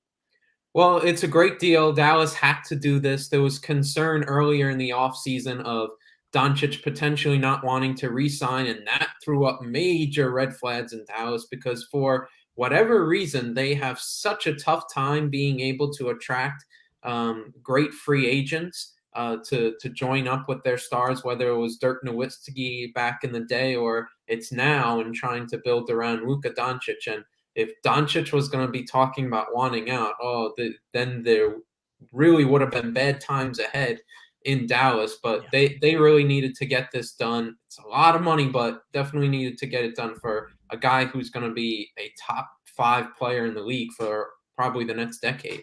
And you also have a brand new coaching staff coming in. Rick Carlisle was the one who led this Dallas Mavericks team to the 2011 NBA championship and to the Larry Brown Trophy. But you have to realize something too, guys, is that to see what Luka Doncic has done throughout his rookie season, throughout his first few seasons as a baby Maverick, and I want to call it that because really that's really what he was. He didn't play in this country. He played overseas, and he came here via the draft. Really amazing stuff to see what he was able to do early on. But again, I want to talk about how a brand new coaching staff is here. The 2011 champion, Jason Kidd, is now leading the squad. And Rob DeLuca knows all about Jason Kidd because he still is a New Jersey Nets fan. But they've been gone for a while, DeLuca. Why are you still rooting for the New Jersey Nets? What's the matter with you? Because Jason Kidd is a god amongst men. That's why, okay? But because Jason Kidd's the greatest point guard of all time. I don't even care. Obviously that's not true, but I don't even care. Fans will agree. Yeah, all Nets fans will agree. You're absolutely right, Mike. Obviously, that's not true. Don't care. For Doncic, well-deserved contract. Everyone knew the Supermax was coming. Earned every penny of it. He's one of the best players in the league already, and it's going to be a lot of fun watching him for the next decade plus. But we speak about also Kemba, I want to get to the Knicks in just a moment, but Kevin Durant signed a 4-year extension to Luka with your New Jersey Nets. Oh, excuse me. I'm sorry. The Brooklyn Nets. Color me shocked that this actually happened. Okay. I am thrown that these guys that at least one of them want to stay here when this all blows up next year and they don't win the finals again. So I am very thrilled. I'm ecstatic that Kevin Durant wants to stay. It's great to have the best player in the NBA want to play for you when he's healthy. So nonetheless, Nets got to get the job done. It's that simple. That's what they're built for. They're built for right now. Do it right now. Mike, what do you think about DeLuca's New Jersey Nets? Where are they headed? I think that it's championship or bust next year. And I think if it wasn't for the fact that Kyrie Irving and James Harden weren't fully healthy, if those two were fully healthy, they would have steamrolled to the finals. And if it wasn't for KD's big shoe, they would have taken out the eventual NBA champion Milwaukee Bucks. So watching that live, had to bring up the shoe. He really did. Had to say the shoe. Next time, get size 10 instead of size 11. Guys, I want to move over back into to Madison Square Garden and Brian Morales. Wait, JJ, you said it and teased it well. Kemba. Yes, absolutely. But also before we get to Kemba, Brian said, ooh, brother, Jason Kidd, best Knicks point Watch guard yourself, Morales. 20 years. I mean, granted, he's right though. Was the best Knicks point guard in the last 15 to 20 years, not even a question. Well, and he was fit. He was like 50 by the time he got to Kemba Walker was bought out by the Oklahoma City Thunder. He signs with the hometown Knicks. You've got Cardiac Kemba returning to the world's most famous arena. We got to see him, obviously, 2011. I can't believe you didn't get the clip for this. That is true. I should have. Big East tournament time, 2011. Cardiac. Yeah, all good things there. Zabo, you got to see what this Knicks team has done under Tom Thibodeau. And now seeing Cardiac Kemba make his hometown debut this upcoming campaign. What does this do for Knicks fans? And not only that, ticket prices too. Well, yeah, the ticket prices are going to soar. MSG is certainly going to be a must watch or a must place for people to get into and buy tickets. And it's going to be a huge demand for it ahead of what they hope is going to be big expectations for the next season. It's great to see a New York City-born kid coming home, playing for the hometown team. Of course, everybody remembers the legendary days at Rice High School and the insane numbers that he put up there, and the great games that they had, and unfortunately that defunct school. But yeah, it's a great move for the Knicks, who we've mentioned about Jason Kidd being the greatest point guard they've had in the last 20 years. That just says it all. They've had their point guard, their struggle trying to find a point guard, and now they have a great one in Kemba Walker. When he's healthy, he's one of the better point guards in the league. And pairing him with Derrick Rose, who's found a little bit of rejuvenation at the back end of his career, the Knicks actually have some nice point guards in their lineup. Yeah, it's really something else. And something here too with Brian Morales for $8 million. Say it with me. Steal, steal. Well, and then I want to go back to a couple here. Mark Jackson, Kemba, Starberry. Oh boy. And then you've got best New York point guard in Knicks history. There you go. We'll see what happens there. But there's also some rumors, guys, here about Kemba Walker too. That apparently he might have given up $20 million in that contract buyout with the Thunder to go home. That's something else. He gave up $20 million. Clearly, you don't care about the money at that point, guys. There's no doubt about it. You're confident in what Thibodeau's building. That's all it says. Yeah, there's no doubt. Yeah, that or playing at home, playing home means that much to you. Well, I mean, again, Cardiac Kemba going back to the site of the 2011 Big East tournament, championship. All good things there with what he did with UConn. But it is now time to welcome our good friend, Evan Winter. Evan, good to see you, sir. And I know Ian is definitely missing you here tonight, but that's okay. He can be on vacation. Evan, thank you so much for coming on here, buddy. Gentlemen, what's up? Thanks for having me back on. It's a pleasure to be here, and I hope everyone's doing well. Everyone's doing okay over here. I mean, I could speak for myself here, but I know DeLuca and Mike are. But Evan, grateful to have you here with us. I hope you're able to get your boy to sleep tonight. And yeah, I mean, and I'm assuming you did since you're here with us. Actually, no, he's up and running around like crazy right now, but it's okay. My wife's a tough woman, obviously, so she's got him handled. He's under control. Oh, thank goodness. All right. Well, already rebelling. He's already out there. Well, thank you very much, Mrs. Winter. That's some good stuff there. So, Mike Szabo, Evan Winter, really happy to have you on here. Ladies and gentlemen, Evan Winter, lead writer of the Bucks Report for the Tampa Bay Buccaneers. Guys, let's get things moving forward here on our NFC South preview. Guys, I want to start off with, obviously, the Tampa Bay Buccaneers because they are the defending Super Bowl champs. And, Evan, you were down at training camp down in Tampa. And talk about what you got to see down there. I mean, we keep seeing the reports how AB is really turning back into maybe 2018 AB. The Tom Brady, Antonio Brown tandem might just be looking really good. No, AB's looked great, and he looked really good in the practices that I watched him while he was down there. He was late to the first two practices for whatever reason. Bruce Arians never really clarified that, but outside of that, he was awesome. There was even one really cool moment where him and Tom had a miscommunication on one-on-one receiver cornerback drills. And AB was so fired up. I mean, this is how competitive the dude is. He was literally walking back on the fourth on the sideline, screaming stuff like, "I don't waste reps." Like he was fired up, man. It was cool to see.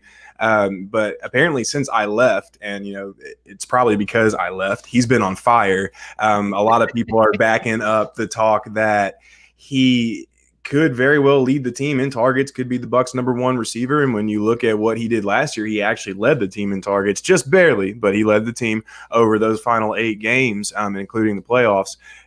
It wouldn't be a shock. But, man, right now, Chris Godwin, first off, breaking news, he's a great receiver, awesome. It's how the dude runs his routes and what he's able to do in terms of body control and just obviously catching the ball as well. It's just simply off the charts. But Mike Evans right now, and since I've left, I've read the same thing. I'm not trying to base everything in the first week that I was down there, but he is in midseason form. The dude is snagging balls out of the air and beating people deep. I mean, he's making Carlton Davis, who is genuinely a solid corner in this league. He's making him look silly. So it's been a lot of fun. But at the same time, the offense has been pretty inconsistent. And Tom Brady, while I was down there, he did not look like the Tom Brady we saw over the last 8 weeks of last year. And obviously today, I don't know if y'all saw, but Bruce Arians called today's offensive practice the worst he's seen in 3 years. Ooh. So he obviously wasn't talking about 2018 because he was retired then. So I'm thinking 3 seasons, and guess what? Yes. That puts us in 2019. And guess who the quarterback was in 2019? So no, that's just me like taking a stab. But no, seriously though, I mean, and you could also credit that to the defense. So the defenses look great. But yeah, man. So it's gonna be interesting to see how these next few weeks play out for sure. That's really crazy. And we got to see also something, and I want to just throw this over to Madden. And why I say that is because I'm assuming, Evan, you got to see some of the rankings too with linebackers and whatnot. And Devin White was not in the top 10. And I remember when you were on here multiple times in the past, we got to talk about how Devin White is really just the underrated guy, and he shows up in the Super Bowl, and Levante David is just, the guy that continues to just be the underrated linebacker of this squad. And now Devin White is really beginning to make his name known. And, on Madden, he's not in the top 10. And I know we've spoken about this over and over again, but how mind boggling is that when you got to see that? It's pretty surprising. And considering especially what he did in the playoffs, Madden is always known for recency bias. And the playoff run that he had, I mean, I can't remember the exact records off the top of my head that he set, but it was just insane stuff.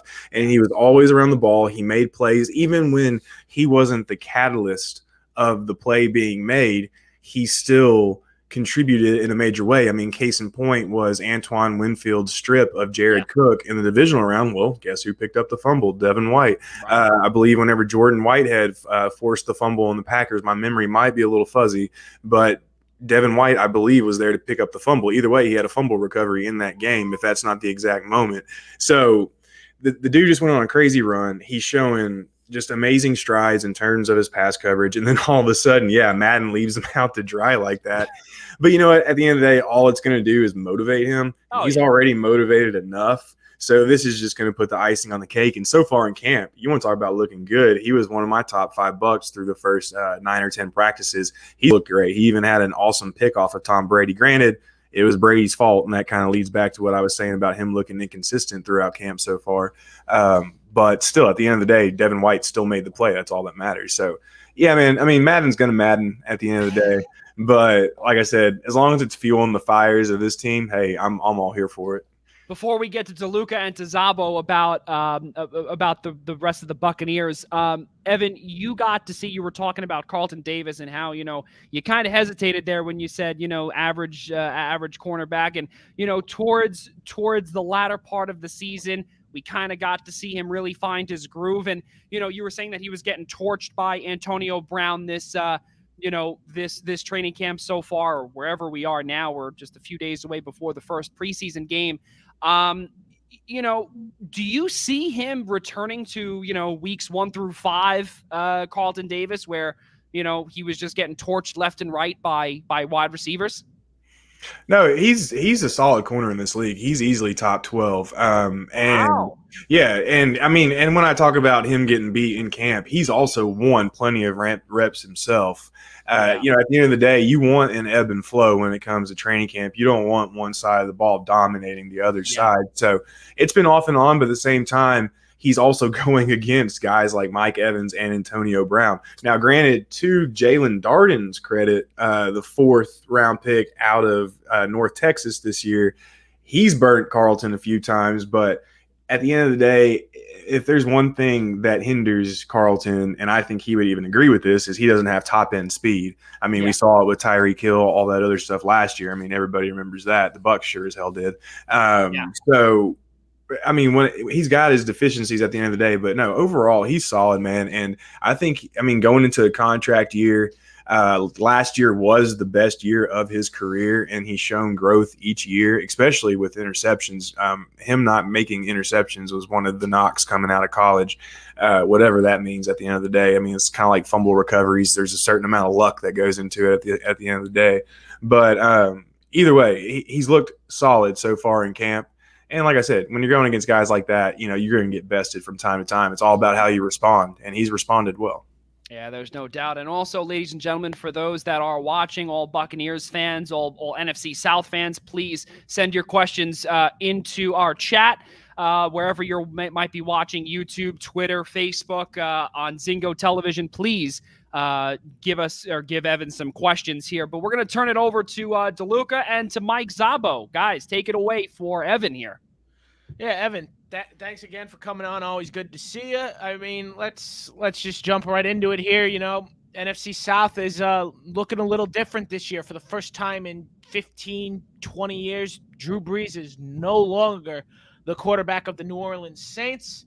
So obviously that's raising some question marks down there in New Orleans.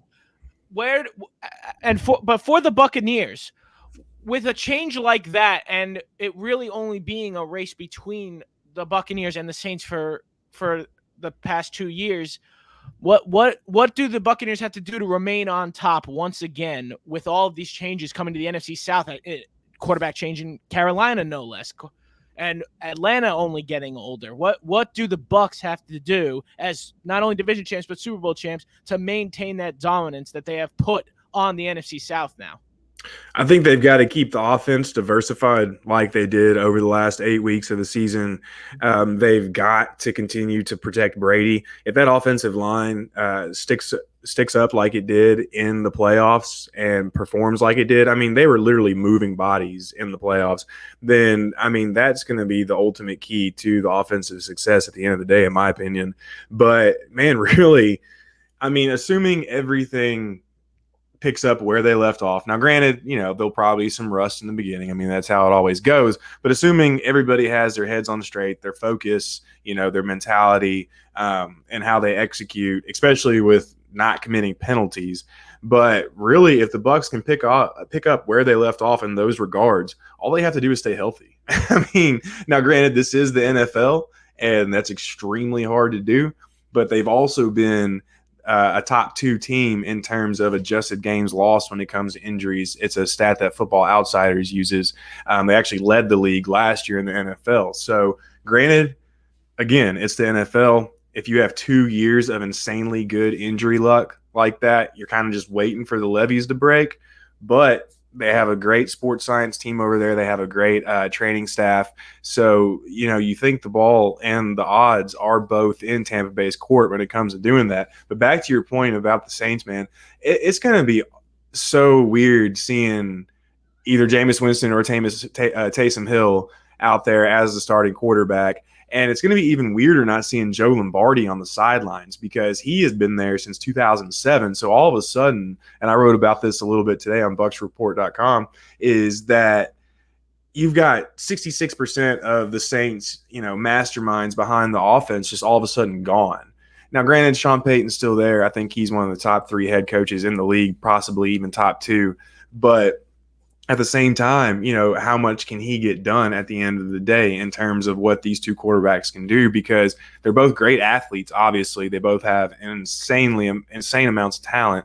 However, they're both limited in certain regards. So it's going to be interesting to see how that plays out, and plus all the injuries and all that stuff. But, man, really, Rob, at the end of the day, I mean, like I said, as long as everything goes as well as it should in terms of things Tampa Bay can control, then, like I said, all I got to do is stay healthy, and they should win this division with not with ease, but with more ease than, let's say, in 2007, the last time they won it.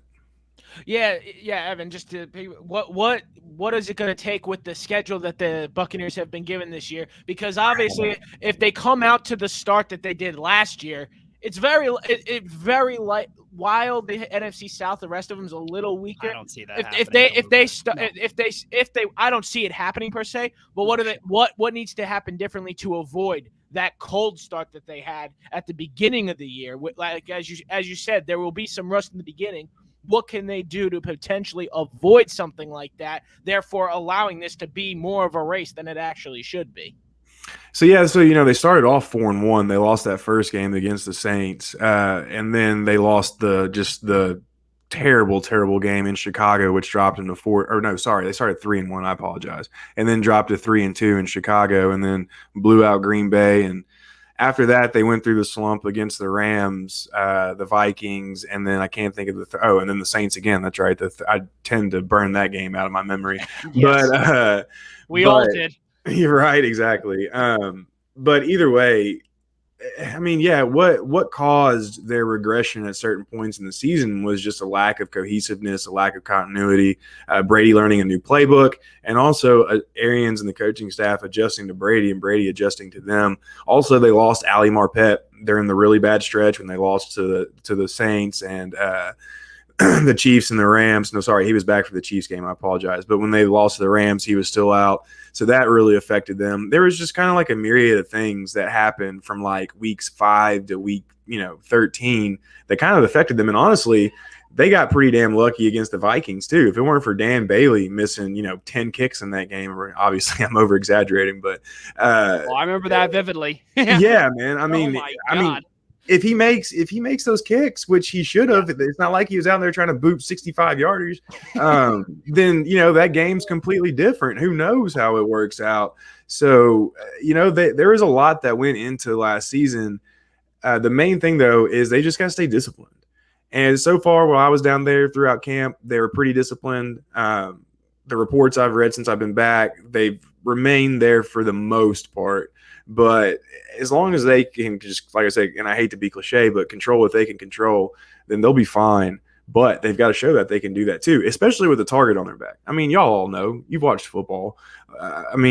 Once you win the Super Bowl, things change. They absolutely change. Everybody approaches you different. They're going to bring their A game. So, at the end of the day, just do what they did last year and they'll be fine, as basic as that sounds. But also, real quick tidbit, while I was down there in camp, and Bruce Arians actually shut me down. I asked him about it, but I totally get it.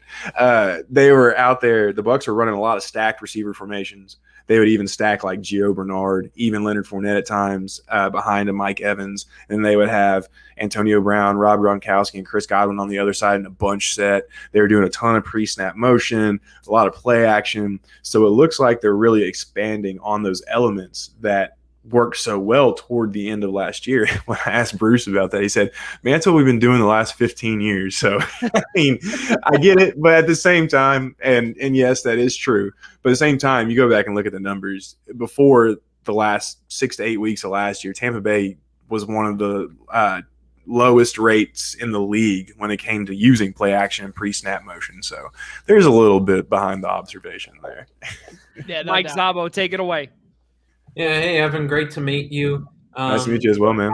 With Tom Brady, you mentioned about him in camp. Is there any concern about him starting off potentially slow? We always knew he had a reputation in New England, at least the first couple of weeks. They'd still be going through their progressions. And, Tom Brady was always that prototypical guy that, he starts off slower, but then, at the end of the season, he always has his best stuff. Is there any concern potentially about him and how – uneven he maybe looks in training camp? And with probably the Saints being their biggest challenge, what's the Tampa kind of outlook on the view of the Michael Thomas situation and what's going on with that? Potentially, their best receiver, other than Alvin Kamara, their best offensive player, involved in this huge turmoil with the front office. Yeah, so the thing with Tom Brady, I wouldn't say it's concerning right now. I mean, it's still early in camp. A lot can change, so on and so forth. But it is something I would definitely monitor. Like I'm saying, and he's obviously coming off I think the first time he's ever had to rehab, or he said the first time he's ever rehabbed in 17 years, something like that. Yep. So this just hasn't been his normal off season. I mean, granted, last year wasn't either, and we saw how he started off slow, came out of the gate slow, and all that other stuff. It's definitely something to monitor at this point. Like I said, he just did not look like the Tom Brady that, we've come to know, we saw, especially over those last 8 weeks that I keep talking about. But so while I wouldn't put any kind of concern on it right now, I would definitely pay attention to it and definitely read all the reports coming out, to see what they have to say, especially after today with the offense having such a bad day. And it's funny because I used yesterday as a day to read up on the Bengals. And right now, up until this past Saturday, that offense has just looked like, something you'd find out in your backyard that your dog left for you. And Joe Burrow, apparently, he even admitted to it, is having issues, anticipating rush, feeling all that stuff from his knee and all that good stuff. So it's funny how those are kind of intertwining right now. But definitely pay attention to the Tom Brady thing when it comes to Michael Thomas.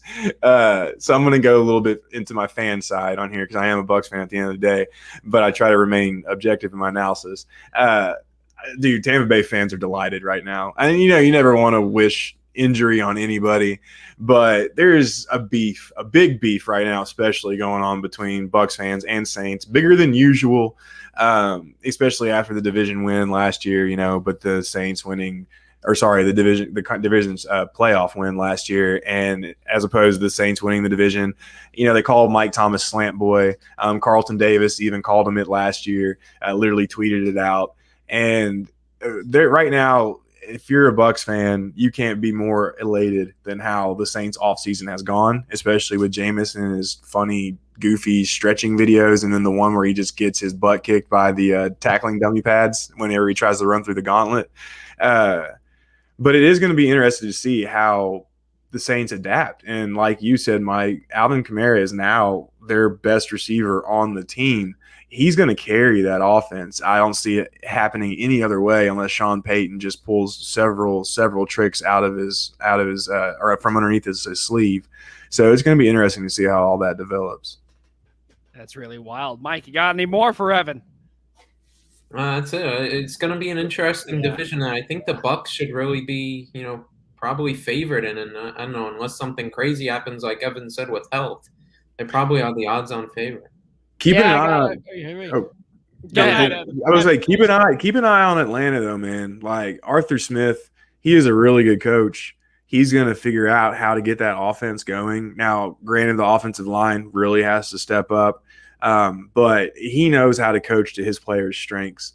And before they traded Julio Jones, I thought Atlanta could be a huge dark horse in the NFC, especially if they can get the defensive side of things going. Now that Julio's gone, the shine has fallen off that a lot. However, still, they're going to cause some problems for some teams this year. I'm really, really intrigued with them to see how that all works out. So now we actually do have a question here. And for Evan, he knows exactly who this is when I say this college. Wagner College in Staten Island. And the reason why we bring that up here is because our good friend, Director of Media Relations, Brian Morales, has a question about Cam Gill. So bringing it back to the Bucks defense, I have to ask Evan, what are your impressions of Cam Gill? What is his ceiling in your estimation and best comparison to date? Yeah, he really turned it on towards the end of last year, and he was in on the sack with Ndamukong Suh on Patrick Mahomes in the Super Bowl, and I was really looking forward to see what he could do when I was down there in that first training camp, but he's been sidelined now. I think he might have returned back to practice today. I'm not entirely sure on that. I can't remember off the top of my head, but he was sidelined for about the last week when it came to training camp, so he's a little bit behind on the depth chart right now. But that being said, I mean, dude, you got to love the guy's speed. He's got the bend when it comes to being an outside edge rusher, and he's got the drive and determination. And at the end of the day, Bruce Arians loves grit more than anything else. He likes guys that are going to stick their nose in there, that's not going to be afraid to get hit. That's just all about being tough and reflecting, what the spirit of football is all about. And that's what Cam Gill also possesses. I mean, there's a reason why the Bucks kept him around and made him a protected player when he was on the practice squad last year and all that other good stuff. In terms of his ceiling, I need to see more snaps out of him. Obviously, as a reserve, he's not going to get that many chances. But like I said, he did look like he turned it on towards the end of last year. In terms of ceiling right now, I would say he could develop into a quality backup.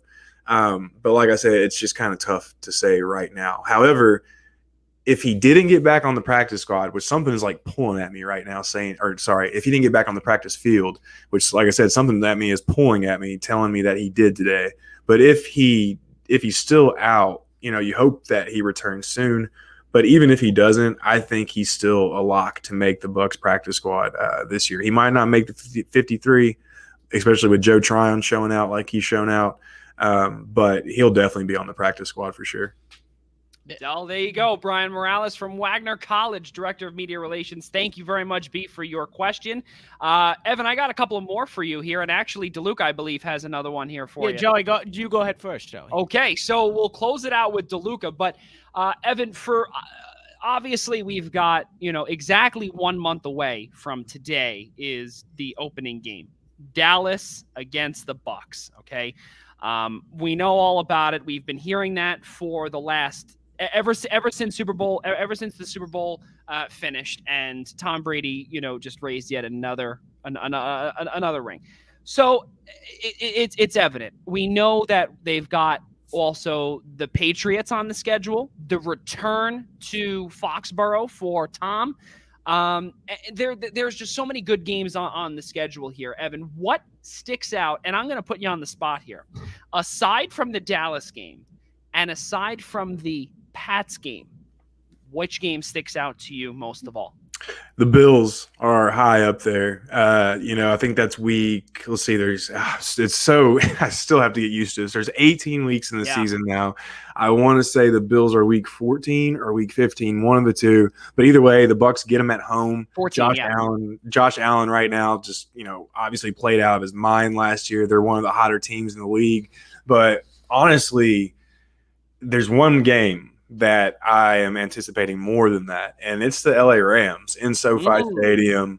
I think it's week 5 that they have to go there. I think it's it's week 3, right before the Patriots game. And not only is that game is going to be interesting, and that's my one big road game that I'm going to try to cover this year. I always try to make one long distance trip, dude. That the stadium just looks sick. I mean, I'm not a materialistic person at the end of the day. But holy hell, if I can't get into that stadium and just play with all the nice shiny toys. But anyway, it's going to be interesting to see how the Bucs play in that game, going all the way to the West Coast, having to come back and then go up to New England. Because New England is no short trip in itself. So that's going to be a really interesting back-to-back slate. But the Rams and the Bills, man, for sure. Because that could be a potential NFC Championship preview. It could be a potential Super Bowl preview. And honestly, Matthew Stafford in that offense is one of my top 3 storylines this year. I cannot wait to see just what and they don't even have to be good. They could completely suck. And I'm still completely intrigued to see how that turns out, because it has all the makings of a lot of fun at the end of the day.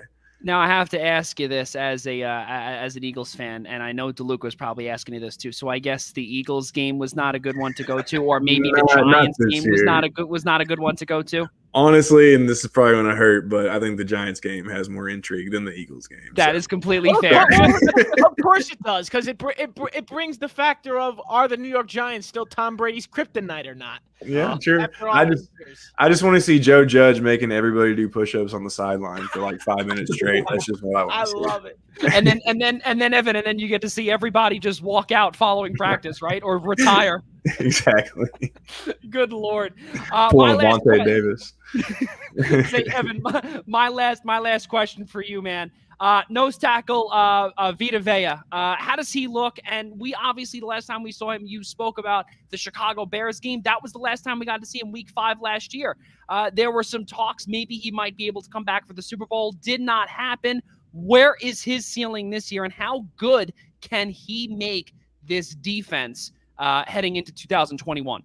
Yeah, well, he actually did come back for the NFC Championship. Oh, yes. He just played super limited snaps, but either way. But yeah, and at the end of the day, he still wasn't 100%. But at this point, he is 100%. Bruce Arians said he still needs to lose 3 to 4 pounds, but at the end of the day, a guy that big, what's 3 to 4 pounds?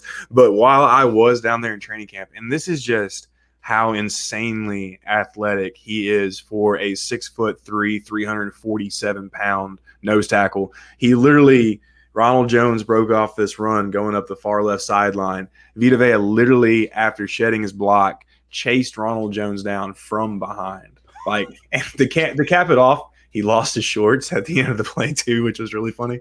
But he literally chased Ronald Jones down from the line of scrimmage to 15 yards downfield. It was just absolutely ridiculous. And this guy, Todd Bowles said it best during his interview the day after he just received his 3-year extension. He said, Vita is great to have around because he gets double teamed, but he also beats double teams. So, it's just the best of both worlds. And dude, if he's healthy for all 16 games, this defense is just completely different. He is the difference between this defense being very, very good and this defense being elite. And when he's on the field, it just allows them to do so much more with their pass rush and just coverage schemes in general and blitz packages. So far, so good, and just keep your fingers crossed, because he's had injury issues every single year. He missed his first 2 training camps. He missed the first 4 games of his rookie year. And then last year, obviously, the fractured ankle. So, you just hope that you can get a full healthy year out of him. And if that's the case, then this defense, the sky is the absolute limit. Quick rapid fire for you, Evan. Unbiased. We need your numbers 1 through 4. That's the as one. DeLuca always says. So you know what, DeLuca? I will let you take it away because that is your segment. I'm sorry. Yeah, we do it. We've been doing it every week ever since we started these division previews. That is true. Yeah, Evan, real quick, 1 to 4, how do you feel in 17-game season? What's the Bucks record? What's their seed? And what are they doing with that? So right now, I've got them at 12-5. That's because their record is just so damn easy. But at the same time, the things that I've seen in training camp, and granted, like I said, it's first week, but there's a lot left to be desired. The Super Bowl target on their back is huge. And then you've also got to think at some point someone's going to get hurt. You got to factor in injuries. So I'm going to go with a modest 12-5. I know there's a lot of people out there saying 14-3, stuff like that. But at the end of the day, there's also a rough patch they go through. I think it's weeks 4 to 9 where they got to play it's weeks 3 to 9 where they got to play a lot of road games. And if they can come out of that just above 500, they'll be fine. But either way, I still think they're going to be one of the top 5 teams in the league. 12-5. They win the division.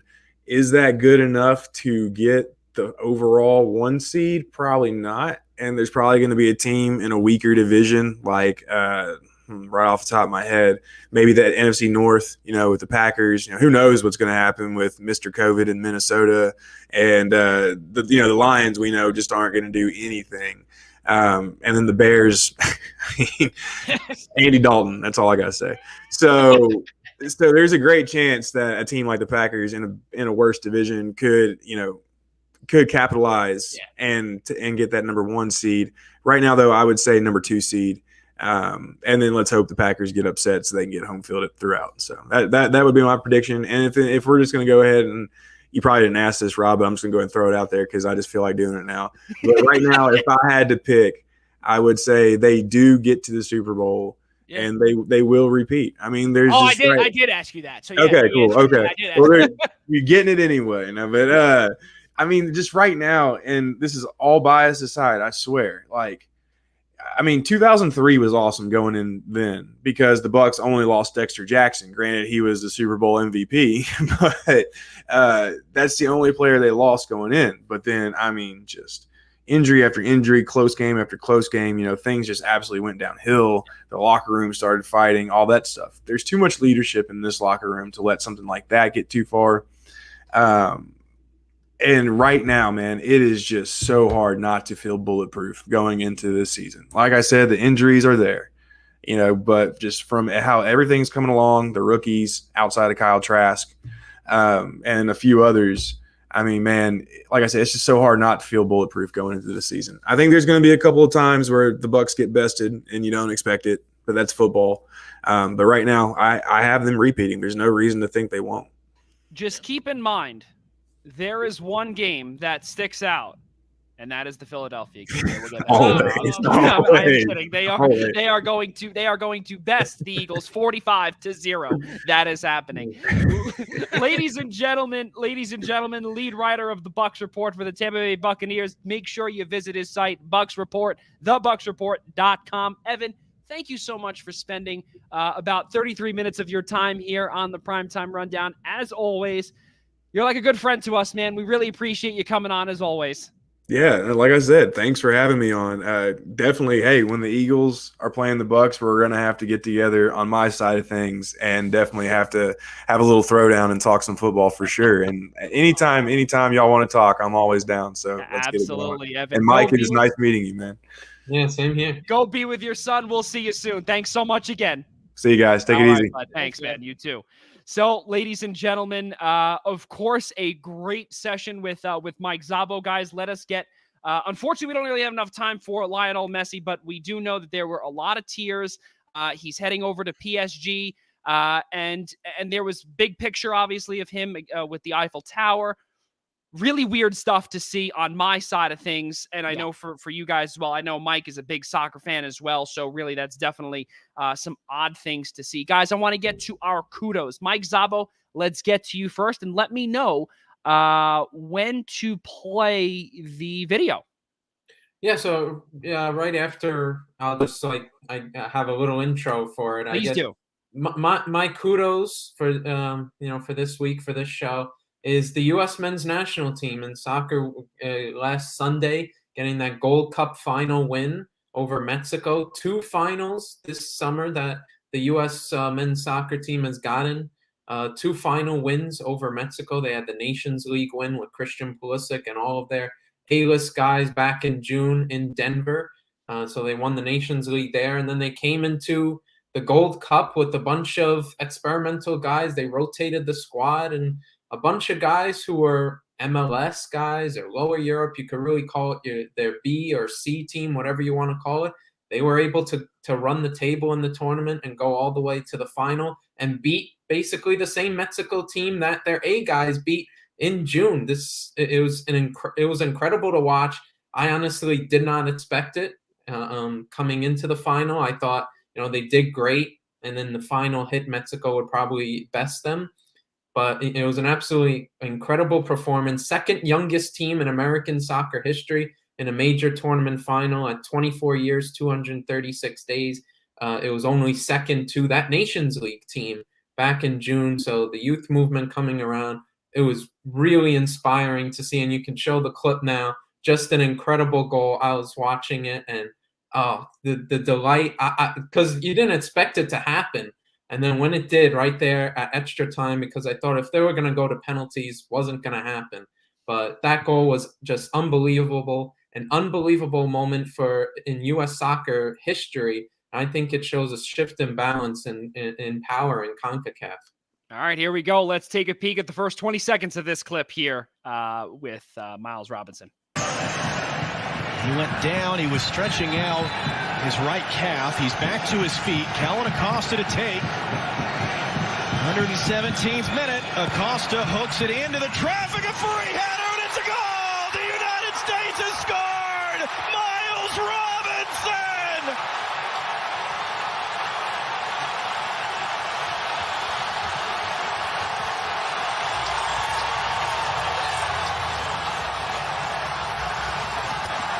Yeah, and you know what? And because of, and obviously I would have played the whole video, but just because of time constraints, I had to cut that short. But that honestly gave me the chills. I got chills right now because I was watching right along live. I got him then, and I got him right now again. That's really amazing. Really amazing stuff to see. Rob DeLuca, let's get your kudos. Yeah, looks like another year, another broadcasting legend retiring from the game of hockey. Mike Lang, 46 amazing years as the Pittsburgh Penguins radio play-by-play man. Congratulations on your retirement. Your voice is known to more than just Penguins fans. It's known to hockey fans all around. You're one of the viral voices out there. You go onto YouTube, hear top broadcasting clips. His name, you're going to hear his voice right there with some of his signature goal calls. You know, he shoots and scores. You got to scratch his back with a hacksaw. Tell his grandma to get in the fast lane because the bingo game is starting. And for one final time, ladies and gentlemen, Elvis has left the building. Thank you, Mike Lang. Really amazing, amazing stuff. And you've heard plenty of critics of Mike Lang and opposers of Mike Lang. And I am not an opposer. I love that man. It was absolutely fantastic, and I really wish him the best in retirement as well. My kudos goes to the United States of America. 113 overall medals in this year's Summer Olympics. Absolutely phenomenal. They beat out China, who had 88 on the season, and 113 medals this year. Guys, I think the gold medal race with China, Joey, was something spectacular. 39-38, yeah. It was 38-36 going into the final night with only about 5 events left, and China had a gold medal opportunity.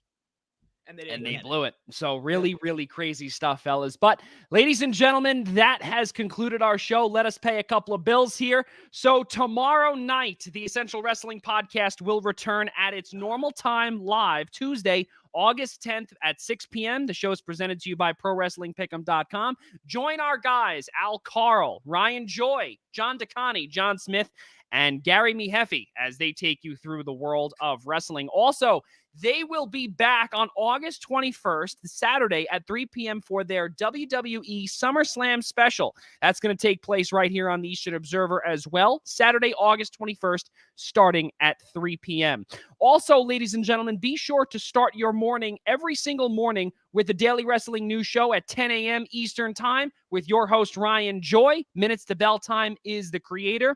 Presented to you by Minutes to Bell Time, rather. That can be seen right here on the Eastern Observer, Monday through Thursday, starting at 10 a.m. Eastern Time. Also, one more time, ladies and gentlemen, please subscribe to us by searching the Primetime Rundown on the following platforms: Google Play, Apple Podcasts, Spotify, iHeartRadio, and YouTube by searching the I-95 Sports and Entertainment Network. All great things ahead here for this show. Next week, we will be previewing the AFC East, and it's going to be a damn fun one. We're going to have Ian Schraier back with us following a 2-week break. It's going to be tons of fun. Ladies and gentlemen, and also Mike Szabo, cannot thank you enough for joining us here tonight and coming in here in place of Ian Schraier. Yep, absolutely. Always great to talk with you guys. I'm always down to talk some great sports. So thanks for having me on. There's no doubt about it. Ladies and gentlemen, one final time for my guys. My goodness, I can't even speak anymore. For my guys, Rob DeLuca and Mike Szabo, for all of us at the Eastern Observer, as well as the Blackjack Media Group, I'm Joey Jarzynka. We'll see you next time.